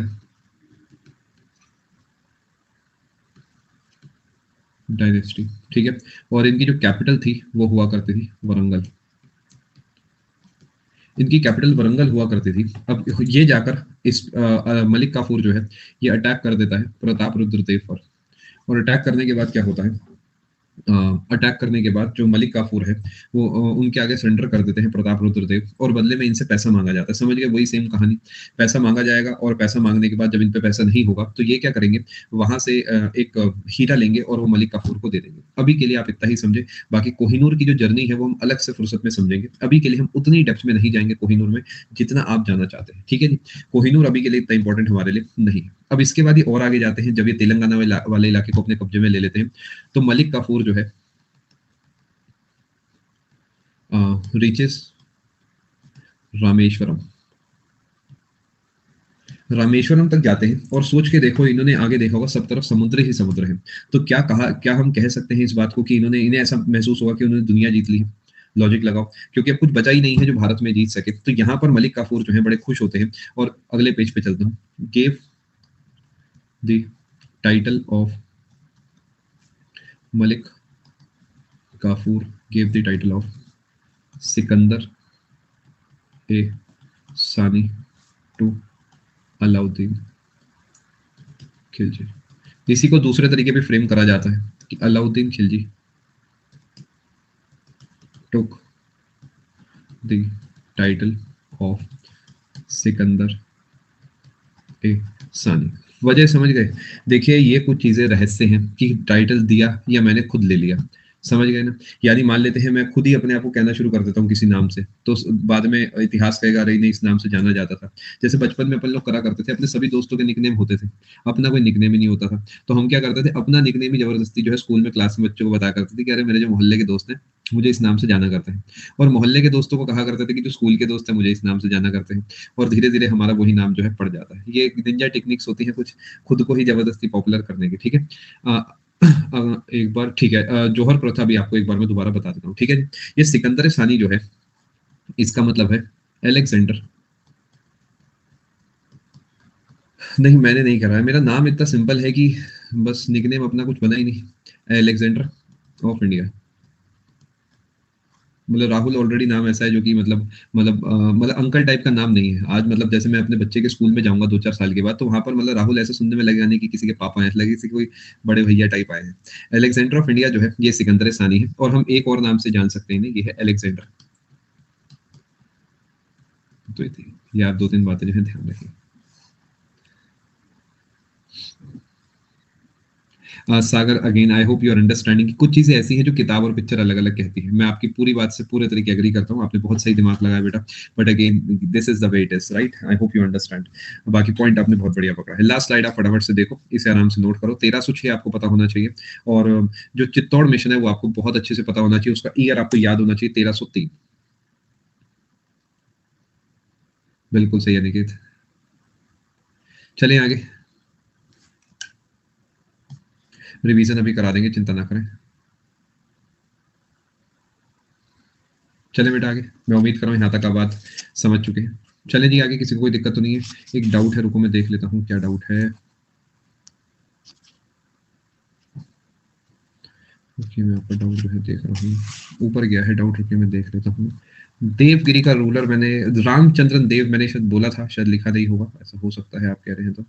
रामचंद्र देव, ये थोड़ा सा मतलब भारी डेटा है, पढ़ना चाहो पढ़ लो, वरना जाने दो। चलो आगे भागते हैं। आज हमने काफी सारा डेटा जो है कवर करा है दोस्तों। अब हम आगे चलते हैं, कुछ और जिक्र करें या आपका सेशन कंक्लूड करें? एक काम करते हैं, थोड़ा सा और जिक्र कर लेते हैं आपके साथ, उसके बाद मैं आपको फ्री कर दूंगा। थोड़ा सा और जिक्र करते हैं, अभी टाइम अपने पास बचा है। एक काम करते हैं, अलाउद्दीन खिलजी का डिस्कशन कर लेते हैं। मुश्किल से 5 या 10 मिनट का डिस्कशन होगा, जिससे कि ना चीजें अपनी पैक होती चलेंगी। मुश्किल से एक पेज का और काम है। जौहर प्रथा क्या होता है संदीप? देखिए जौहर प्रथा होती है बड़े लेवल पे सती करना। यानी अगर एक महिला आग में कूद के अपनी जान देती है अपने पति की मृत्यु के बाद, तो उसे हम सती कहेंगे। लेकिन अगर ऐसे सैकड़ों महिलाएं एक साथ एक बहुत बड़े आग के कुंड में या आग के अंदर जो है अपनी कूद की जान दे देती हैं, तो उसे हम जौहर के नाम से जानते हैं। यानी जब बहुत सारे लोग सती करते हैं तो उसे हम जौहर बोलते हैं। अब ध्यान से बात को समझना, ठीक है जी। अब अलाउद्दीन खिलजी ने क्या करा, इसने भी जजिया लगाया जैसे कि बाकी सब लगाते आ रहे थे। ध्यान से आप बात को समझे। अब अलाउद्दीन खिलजी ने कुछ काम करे। इसने बहुत सारे टैक्सेस लगाए, और टैक्स देखिए जौहर कहाँ से स्टार्ट हुआ इसका कोई आइडिया नहीं है प्रोसेस, लेकिन सती कहाँ से स्टार्ट हुआ इसका आइडिया है, जो कि आपको सही समय आने पे बताया जाएगा। अभी कुछ समय के बाद आपको बात बताई जाएगी, गोपराज वाली बात अभी रुक के थोड़े थोड़े दिन के बाद बताई जाएगी। अलाउद्दीन खिलजी ने दुनिया भर के टैक्स लगाए। इसने कहा देखो बात है कुछ ऐसी, अगर आपके पास घर है तो भी पैसा दो, अगर आप इरिगेशन से संबंधित कोई काम करते हो तो भी पैसा दो, अगर आप एग्रीकल्चर करते हो तो भी पैसा दो, अगर आपके पास एनिमल्स हैं और वो फीड करते हैं तो भी पैसा दो। अब भैया यही सब होगा 14वीं सदी में, तो यही सब होगा, अन अकेडमी पे थोड़ी कोई क्लासेस लेता होगा। तो इसने क्या करा, किसी ना किसी तरीके दिमाग लगा के मैक्सिमम लोगों के ऊपर टैक्सेशन लगाने की कोशिश करी, जिससे कि अधिकतर लोग जो है इस चीज के अंदर आ जाए। एनिमल फीडिंग टैक्स आप इसे कह सकते हो, फीड टैक्स भी आप इसे लिख सकते हो, ठीक है जी। अब हुआ क्या, इसने क्योंकि इतना सारा रेवेन्यू आना था हमारे पास, ये जो पैसा है ये रेवेन्यू देगा, तो इस रेवेन्यू को करप्शन से बचाने के लिए इसने क्या करा, कुछ डिपार्टमेंट्स बनाए। इनने कुछ डिपार्टमेंट्स बनाए जिसमें रेवेन्यू कंट्रोल डिपार्टमेंट जो था, इसका नाम था दीवान ए मूसत खराज। दीवान ए मूसत खराज, इसका मतलब था कि ये दीवान का मतलब एक डिपार्टमेंट हो गया, यानी जो पैसा आ रहा है ये करप्शन में ना चले जाए, इसके लिए जो है इस पे इसने क्या करा, एक अलग से डिपार्टमेंट बना दिया, ठीक है। और भी दिल्ली में इसने बहुत सारी चीजें बनवाई, जैसे कि आपका अलाई मीनार है, अलाई दरवाजा, ये सब इसने बनवाया, अलाउद्दीन खिलजी ने। बिल्कुल आप सही कह रहे हैं यहाँ पे, बिल्कुल सही। स्लाइड अभी आपको दिखा देता हूँ। सिरी फोर्ट, हौस खास, हौस खास बहुत फेमस जगह है दिल्ली की। आप यहाँ एक बार ज़रूर जाएँगे अपने जीवन में, अगर आपकी दिल्ली में जो है पोस्टिंग होती है तो। अलाई दरवाज़ा। आप इसलिए जाएँगे क्योंकि सब जा रहे हैं। नहीं, लिटरली अधिकतर लोग घूमने इसलिए जाते हैं क्योंकि सब जा रहे हैं, मतलब simply to be a part of that group, जाना ही पड़ता है। अलाउद्दीन खिलजी ने बनवाया अलाई मीनार, सिरी फोर्ट, हौस खास, अलाई दरवाज़ा, ये सब चीज़ें जो है बनवाई, ध्यान रखेंगे। और भी बहुत कुछ बनवाया, ध्यान रखेंगे, ठीक है? अब ये भी आप ध्यान रखना, अलाउद्दीन खिलजी ने क्या करा, प्राइस फिक्स करने की कोशिश की। यानी इसने क्या करा, सामानों के दाम फिक्स कर दिए। जैसे आज आप देखते हैं मार्केट में, आपको मान लेते हैं माउस है, अभी माउस मार्केट में मान लेते हैं 800 रुपए का है, तो ये माउस 800 का ही, 802 का नहीं बिक सकता। समझ गए क्यों? क्योंकि ऑब्वियसली इस पे एमआरपी लिखी गई है। ऐसे ही आप मोबाइल फोन खरीदते हैं, तो मोबाइल फोन मान लेते हैं 5,000 का, तो 5,000 का ही बिकेगा, 5100 का नहीं बिक सकता। तो इसने भी यही कोशिश करी कि इसने यहाँ पर अपनी तरफ से प्राइस कंट्रोल सिस्टम जो है लागू करा, जिससे कि जो इन्फ्लेशन है को कंट्रोल करा जा सके। मैं उम्मीद कर रहा हूँ इस बात को आप समझ पा रहे हैं। माउस तो घर में मिल जाते हैं, सही बात है। मुझे बिना पूंछ वाला माउस चाहिए था ना बेटा, इस चक्कर में मुझे पेमेंट करनी पड़ी। पूंछ काटूंगा तो एनिमल राइट्स वाले आ जाएंगे मेरे घर पे, बस इस वजह से बेटा। फटाफट इस डेटा को नोट करें, फिर हम आगे चलते हैं। स्लाइड अभी आपको दिखा देता हूँ। ठीक है, बहुत बढ़िया। जी हाँ बेटा, दोनों अलग अलग है प्रीति। क्या आपने यहाँ तक सब नोट कर लिया है? हम आगे चलें। जी हाँ बेटा, वो सब नोट करा रहा हूँ। शेखर, एक एक करके ना, स्लाइड पे थोड़ी जगह कम है, इस वजह से एक एक करके पॉइंट बता रहा हूँ। चलो, एक और पॉइंट हम यहाँ पे नोट करेंगे कि अलाउद्दीन खिलजी ने क्या करा था। अलाउद्दीन खिलजी ने, ये वो पहला ऐसा इंसान है जिसने कैश सैलरी दी सोल्जर्स को to maintain a standing army. ये बात आप ध्यान रखना। पता है क्यों? अधिकतर केस में क्या होता था कि अगर मुझे मैं अपने पास सेना मेंटेन नहीं करता था, मुझे ऐसा लगता था कि जो मेरा साम्राज्य है, वहाँ पर जितने भी मेल्स हैं, जैसे ही लड़ाई होगी वो सब आ जाएंगे। क्यों आ जाएंगे? क्योंकि उन्हें पता है कि अगर वो नहीं आएंगे तो उनका घर भी तबाह होगा, उनका परिवार भी जो है फंसेगा। तो लेकिन इन्होंने सोचा कि क्योंकि मुझे लगातार एक्सपेंशन करना है, तो क्यों ना मैं कैश सैलरी पे सोल्जर्स को रखूं, कि जब मन करेगा, जहां मन करेगा, मैं इन्हें भेज दूंगा। अगेन बहुत बढ़िया दिमाग इन्होंने लगाया है, और यही दिमाग आज तक लगता है कि हमारे पास जो सेना है हमारे देश में, दुनिया में कोई सेना है, वो सब कैश सैलरी पे सेना है। यानी भले लड़ाई हो या लड़ाई ना हो, उन्हें उनकी तनख्वाह जो है मिलती रहेगी। ऐसा नहीं है कि लड़ाई है तो पैसा मिल रहा है, नहीं है तो जाके किसानी करो, ऐसा कुछ नहीं है। If you are a part of the army, you will get the salary no matter what. ठीक है, तो ये इन्होंने कुछ कॉन्सेप्ट्स अपनी तरफ से लगाए थे, जिसके चक्कर में आगे चल के काफी फेमस भी हुए। ठीक है, और मैं उम्मीद कर रहा हूँ यहाँ तक आप बात समझ चुके हैं। एक और चीज मैं आपको बताता हूँ कि इन्होंने स्टार्ट करा था, स्टार्टेड हुलिया दाग सिस्टम। हुलिया दाग सिस्टम। ये हुलिया दाग सिस्टम क्या होता है? हुलिया होता है, अरे अपना हुलिया कैसा बना रखा है, यानी तेरा लुक कैसा है। दाग का मतलब होता है निशान। अरे यार, ये हाथ पे दाग लग गया, जरा चोट लग गई है ना। यानी हुलिया दाग का मतलब एक तो हो गया निशान, और एक हो गया उसका फेस या स्केच। यानी होता क्या था कि कैश सैलरी मिला करती थी, तो मान लेते हैं 6-7 महीने तक लड़ाई नहीं हुई, तो क्या होता था कि कोई फर्क नहीं पड़ता, कोई भी चला जाए, किसी ने अपने बच्चे को भेज दिया उसकी जगह, कह दिया जी हाँ मैं ही वो हूँ। समझ गए क्या लॉजिक है? तो ये पैसा जो है दिया जा रहा है, इसमें करप्शन ना हो, तो इसने क्या करा, लोगों के स्केच बनवाना स्टार्ट करे। और स्केच बनवाने से फायदा ये हुआ कि हाथों हाथ मिला लिया जाता था कि ये जो पर्सनैलिटी है, क्या यही है वो है। यानी उस जमाने के आधार कार्ड आप इन्हें कह सकते हो। अब दाग का क्या सिस्टम होता था? दाग का सिस्टम होता था कि जो भी सेना की टुकड़ियां होती थी, उनके घोड़ों पे अलग अलग तरीके के निशान बनवा दिए जाते थे, जिससे कि पहचानने में आसानी हो जाए कि हाँ ये इस सेना का है, ये उस सेना का है। ये कॉन्सेप्ट भी आप देखो, क्या हमारी ड्रेसेस को देख के बता दिया जाता है कि हम जीएसटी डिपार्टमेंट के हैं, या हम पुलिस के हैं, या फिर हम आर्मी के हैं, या फिर एयरफोर्स के, नेवी के हैं। तो ये जो कॉन्सेप्ट है, बहुत प्यारे कॉन्सेप्ट बनाए गए थे उस समय के हिसाब से, और यही आज तक जो है हमारे जो है अप्लाई होते हैं। ठीक है, यानी हुलिया दाग सिस्टम जो है अलाउद्दीन खिलजी से जुड़ा है, इस बात को आप ध्यान रखेंगे। ठीक है, अगली बात मैं आपसे जो कर रहा हूँ, ये आज की आखिरी बात है, वो ये है कि अलाउद्दीन खिलजी डाइड इन 1316 दिल्ली में, और इनकी जो टोम है वो आपको देखने को मिलती है कुतुब मीनार कॉम्प्लेक्स में। कॉम्प्लेक्स का मतलब एरिया, प्रेमाइसेस, जो कहना चाहें कह सकते हैं। कुतुब मीनार वाले इलाके में आपको इन्हें जो है देखने को मिलती है। ठीक है जी, क्या मैं उम्मीद करूँ आप इस बात को समझ पाए। एक तो प्रॉब्लम ये है, एमआरपी बेटा बताया है मैंने, आप एक बार तपस्या चेक करें। मैंने यहाँ पर आपको बताया प्राइस फिक्स करने की कोशिश की, प्राइस कंट्रोल सिस्टम, ये एमआरपी वाला ही कॉन्सेप्ट है। ठीक है, अरे भैया, कोई अगर राजा है, सुल्तान है, तो नॉर्मली नहीं मर सकता क्या? वो क्या बात कर रहे हैं? नॉर्मली भी लोग मरते हैं। फॉर योर रेफरेंस, जब हमारी उम्र हो जाती है तो इंसान मर जाता है। तो ऐसा जरूरी नहीं है कि चाकू मारो भैया, या ऐसे ही मर गया तो फिर बच्चों को तो मजा ही नहीं आएगा, जाओ चाकू मार के आओ। ऐसा नहीं, कोई आम तौर पे भी किसी की मृत्यु हो सकती है। ठीक है जी, मैं उम्मीद कर रहा हूँ आप यहाँ तक बात समझ चुके हैं। जानने से पहले अब अगली बात हम आने वाली क्लास में करेंगे। मुझे आप ये बताएँ, ब्राह्मण के टैक्स की बात हम अगले सेशन में रखा करेंगे क्योंकि वो तुगलक साम्राज्य से जुड़ी है, ठीक है? मुझे ये बताएँ कि लग रहा है कि आप सही जगह आए हो? बिकॉज़ देखिए जो क्लास आपको दी जाती है, इसके लिए कई साल मैंने मेहनत करी है। ये 2-2 घंटे के जो आप सेशन देखते हो, ये ऐसा नहीं है कि कोई किताब थी जिसमें जादू लिखा हुआ था और मैंने जादू को यहाँ छाप दिया। इसके लिए कंटेंट बनाया गया है यहाँ तक और वो आप ही के लिए बनाया गया। मतलब the only use of this class is this content is कि आपका सिलेक्शन हो जाए तो make sure you know get full benefit out of it. मान लेते हैं कि नहीं सर मुझे तो ना एक और बात पता है अलाउद्दीन खिलजी के बारे में जो आपने नहीं पढ़ाई। बहुत बढ़िया ना, शाबाश, कौन मना कर रहा है? मैं तो खुद कह रहा हूँ कुछ चीज़ें ऐसी हैं जो पीसीएस में पूछी जाती है जो मैं यहाँ नहीं पढ़ाता बिकॉज़ मैं एसएससी कैटेगरी में आपको पढ़ा रहा हूँ, है ना जी? तो कुछ चीज़ें ऐसी हैं जो मैं आपको आने वाले समय में बताऊँगा और कुछ चीज़ें ऐसी हैं जो मुझे लगता है एसएससी नहीं पूछता मैं नहीं बताता। आप अगर आप चाहो तो 4 चीज़ें और पढ़ना चाहो तो 5 और पढ़ो, कोई दिक्कत की बात नहीं है बट सबसे पहले ये पढ़ो, ठीक है? आज के सेशन का रिवीजन रहने दें आप कहें तो। कॉम्प्लेक्स का मतलब बेटा मैं देख लेता हूँ कॉम्प्लेक्स कहाँ लिखा है। जिस कॉम्प्लेक्स का मतलब होता है प्रेमाइसेस। जैसे कुतुब मीनार की बिल्डिंग जो है ना, उसके आस-पास बिल्डिंग वाले इलाके में, ठीक है? जैसे कि आप कहते हैं ना मेरा घर जो है वहीं पर है जहाँ पर ये चीज़ है, तो ऐसा आप समझ सकते हो, ठीक है बेटा?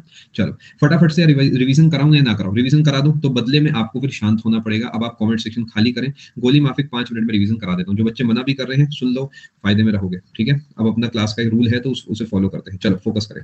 विदिन 5 मिनट्स में रिवाइज़ करा रहा हूँ। आपके सारे जो कमेंट्स हैं मैं उन्हें इग्नोर कर रहा हूँ। आप जो है कोशिश करें स्क्रीन की तरफ ध्यान दें, ठीक है जी? आप टूम्ब का मतलब मकबरा जहाँ पर इंसान को दफनाया जाता है नहीं। चलो अब आप फोकस करें।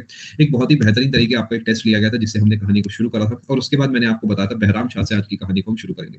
बहराम शाह 1240 से 1242 तक राज करता है और एतकीन को क्या करता है नयाब मुगल का चुनता है और उसके बाद मंगोल्स का जो आक्रमण है पहला दिल्ली सल्तनत के ऊपर वो होता है बहराम शाह के समय 1241 में। इसके बाद अगले नंबर पे आते हैं कि मसूद खान जो है बहराम शाह की हत्या कर देता है 1242 में और अगला रूलर बन जाता है जो कि 4 साल तक राज करता है और 1246 में बलबन के कहने पर नसीरुद्दीन महमूद जो है वो मरवा देता है मसूद शाह को और उस गद्दी पर जाके विराजमान हो जाता है। बलबन इतने समझदार थे कि इन्होंने 1246 तक 1265 यानी पूरे 19 साल तो है नसीरुद्दीन महमूद को राज कराया और पूरे तरीके इनकेपेबल हुआ करते थे नसीरुद्दीन महमूद और पूरी जो कंट्रोल था वो था बलबन के हाथ में। आगे जाके जब नसीरुद्दीन महमूद की मृत्यु हो गई तो खुद उस गद्दी पर बैठ गए और लमसम 20 साल तक जो है 20-22 साल 23 साल तक इन्होंने राज करा। ये भी आप ध्यान रखेंगे अगले पेज पे हम चलते हैं कि गयासुद्दीन बलबन जो है वो बलबन है और इन्हीं का नाम उलुग खां भी हुआ करता था और यही वो है जिन्होंने चहल खानी खत्म की थी या फिर दल चालीसा को मरवाया था। लौह एवं रक्त की नीति जो है बलबन से जुड़ी है, ध्यान रखना। सीधा पेबोस की शुरुआत भी इनसे जुड़ी है। दूसरा अटैक जो दिल्ली सल्तनत पे हुआ था मंगोल्स का 1279 के आसपास ये भी इनसे ही जुड़ा है, ठीक है? ये 1279 कोई ऐसा फिक्स नहीं है, अगर आपको इसी जगह 80, 81, 78 दिखे तो सारे आंसर सही होंगे, बस ये वाली रेंज आपको ध्यान में रखनी है। इसका एंड वाला पोर्शन में अटैक हुआ था। कैकूबाद आए उसके बाद कुछ ही समय तक रूल करा, फिर कैमूर्स आए, कैमूर्स की हत्या कर दी मलिक फिरोज ने और मलिक फिरोज ने एक नए वंश की स्थापना करी जिसे हमने कहा क्या खिलजी वंश। 1290 से लेकर 1320 तक चलेगा। बलबन ने जाने से पहले मरने से पहले पर्शियन न्यू ईयर जो कि 21 मार्च को मनाया जाता है नवरोज के नाम से इसकी शुरुआत करी थी इस त्योहार की। खिलजी वंश की बात करते हैं दोस्तों, 30 साल तक ये वंश जो है चला है। मलिक फिरोज यानी जलाल के द्वारा शुरू करा गया है। जलाल देवगिरी पर अटैक करता है, रामचंद्र देव के साथ एक ट्रीटी साइन करता है जिसके तहत उन पे हमला नहीं करा जाएगा। बदले में रामचंद्र देव जो है उन्हें कुछ समय तक जो सही समय आने पर पैसा देते रहेंगे। इसके बाद ये भी आप ध्यान रखेंगे जलाल का एक नेफ्यू हुआ करता था अली गुरशास, इससे जो है इनकी बेटी की शादी भी होती है और अलाउद्दीन खिलजी इनका नाम है और ये ध्यान रखेंगे इक्तेदार थे यानी हेड थे कारा नाम की जगह के जो कि उत्तर प्रदेश वाले इलाके में आज के समय पड़ेगी। उसके बाद मंगोल्स अटैक करते हैं, अलाउद्दीन खिलजी बहुत ही स्मार्टली उन्हें हराता है और कुछ सैनिक भी अपने साथ ले आता है। मंगोलपुरी वाली कहानी हमने समझी। धोखे से अलाउद्दीन खिलजी जलाल की हत्या करता है और अगला रूलर बन जाता है। इन्हीं को सिकंदर सानी के नाम से जाना जाता है और ये भी आप ध्यान रखेंगे माना जाता है जोधपुर इंस्क्रिप्शन के हिसाब से कि इन्होंने देवतुल्य काम करा था, बहुत ही बेहतरीन काम करा था और that is why he is considered the greatest ruler of Khilji dynasty. Aamir Khusro की हमने थोड़ी सी बात करी। एटा में इनका जन्म हुआ और दिल्ली में इनकी मृत्यु हुई। पैरट ऑफ इंडिया तोता हिंद के नाम से जाना जाता है। इन्होंने ही कश्मीर को कहा कि इस दुनिया में कहीं पे स्वर्ग है तो वो कश्मीर में है। इन्होंने ही जो है स्टार्ट करा खड़ी बोली को यानी खड़ी बोली को शुरू करा सॉरी और slave dynasty Khilji dynasty Tughlaq dynasty तीनों से जुड़े हैं। बलबन से लेकर मोहम्मद बिन तुगलक तक एसोसिएटेड है। कव्वाली को बहुत ज्यादा इन्होंने प्रमोट करा और इनके गुरु का नाम था हजरत निजामुद्दीन औलिया। ये आप ध्यान रखेंगे। एक किताब है खमसा खुसरो जो कि आमिर खुसरो के द्वारा लिखी गई है। फाइनली हम आगे चलते हैं। सुल्तान जहां का टाइटल जो है अलाउद्दीन को दिया गया था आमिर खुसरो के द्वारा। अलाउद्दीन जी की बात दोबारा करते हैं। 3 मिशन आपको ध्यान रखने हैं। 1298 का गुजरात मिशन, 1000 दिनारी मलिक काफूर है और ये कमांडर इन चीफ हुआ करता था। 1303 का चित्तौड़ मिशन पद्मावत नॉवल इस पे बेस्ड है, ध्यान रखेंगे। मलिक मोहम्मद जैसी के द्वारा लिखी गई है। जौहर जो है मास लेवल पे सती वो भी पद्मावत से जुड़ी है। अलाउद्दीन खिलजी जो है मलिक काफूर को तेलंगाना भेजते हैं और वहां पर ये क्या करते हैं प्रताप रुद्रदेव नाम के एक इंसान है ककातिया डायनेस्टी के उन पर अटैक करते हैं finally Malik Kafur south India तक, तमिलनाडु तक जाता है और वहाँ जाकर देखता है कि अब कुछ नहीं बचा है हम पे जीतने को, और इसी वजह से वो कहता है कि जो मेरे बादशाह है, जो मेरे सुल्तान है, उनका नाम आज से है सिकंदर सानी यानी अलेक्जेंडर द्वितीय। मैं उम्मीद कर रहा हूँ पूरी बात आप समझ चुके हैं। कुछ टैक्सेशन की हमने बात करी है, कुछ बिल्डिंग्स की हमने बात करी है, एमआरपी कंट्रोल सिस्टम की बात करी है, कैश सैलरी, हुलिया दाग सिस्टम। फाइनली इनकी मृत्यु हो गई है 1316 में दिल्ली में, और इनका जो टूम्ब है ऊपर है वो कुतुब मीनार में आपको देखने को मिलता है। ठीक है जी, मैं उम्मीद कर रहा हूँ आप इन क्लासेस का फायदा उठा पा रहे हैं, चीजों को सीखते चलें। मैं ये नहीं कह रहा कि आपको 100% समझ आ जाता है, बट जितना आपको आता है मेक श्योर उसे मैक्सिमम की तरफ रखें और अपने नोट्स बिल्कुल प्रॉपर्ली बनाएं। मैं पूरा टाइम दे रहा हूँ क्लास में ही नोट्स बनाने का, और कोशिश करें क्लास में ही आप नोट्स बनाते चलें। ठीक है जी, बस आप पूरी जान लगाएं सभी लोग। Thank you so much Tannu and everyone. ख्याल रखिए अपना, अच्छे से तैयारी करें। मिलते हैं आप सभी से आने वाली क्लास में। बहुत बहुत शुक्रिया। एक एक करके मेरे को डाउट्स देख रहा हूँ, जो जाना चाहे जा सकता है। Thank you so much.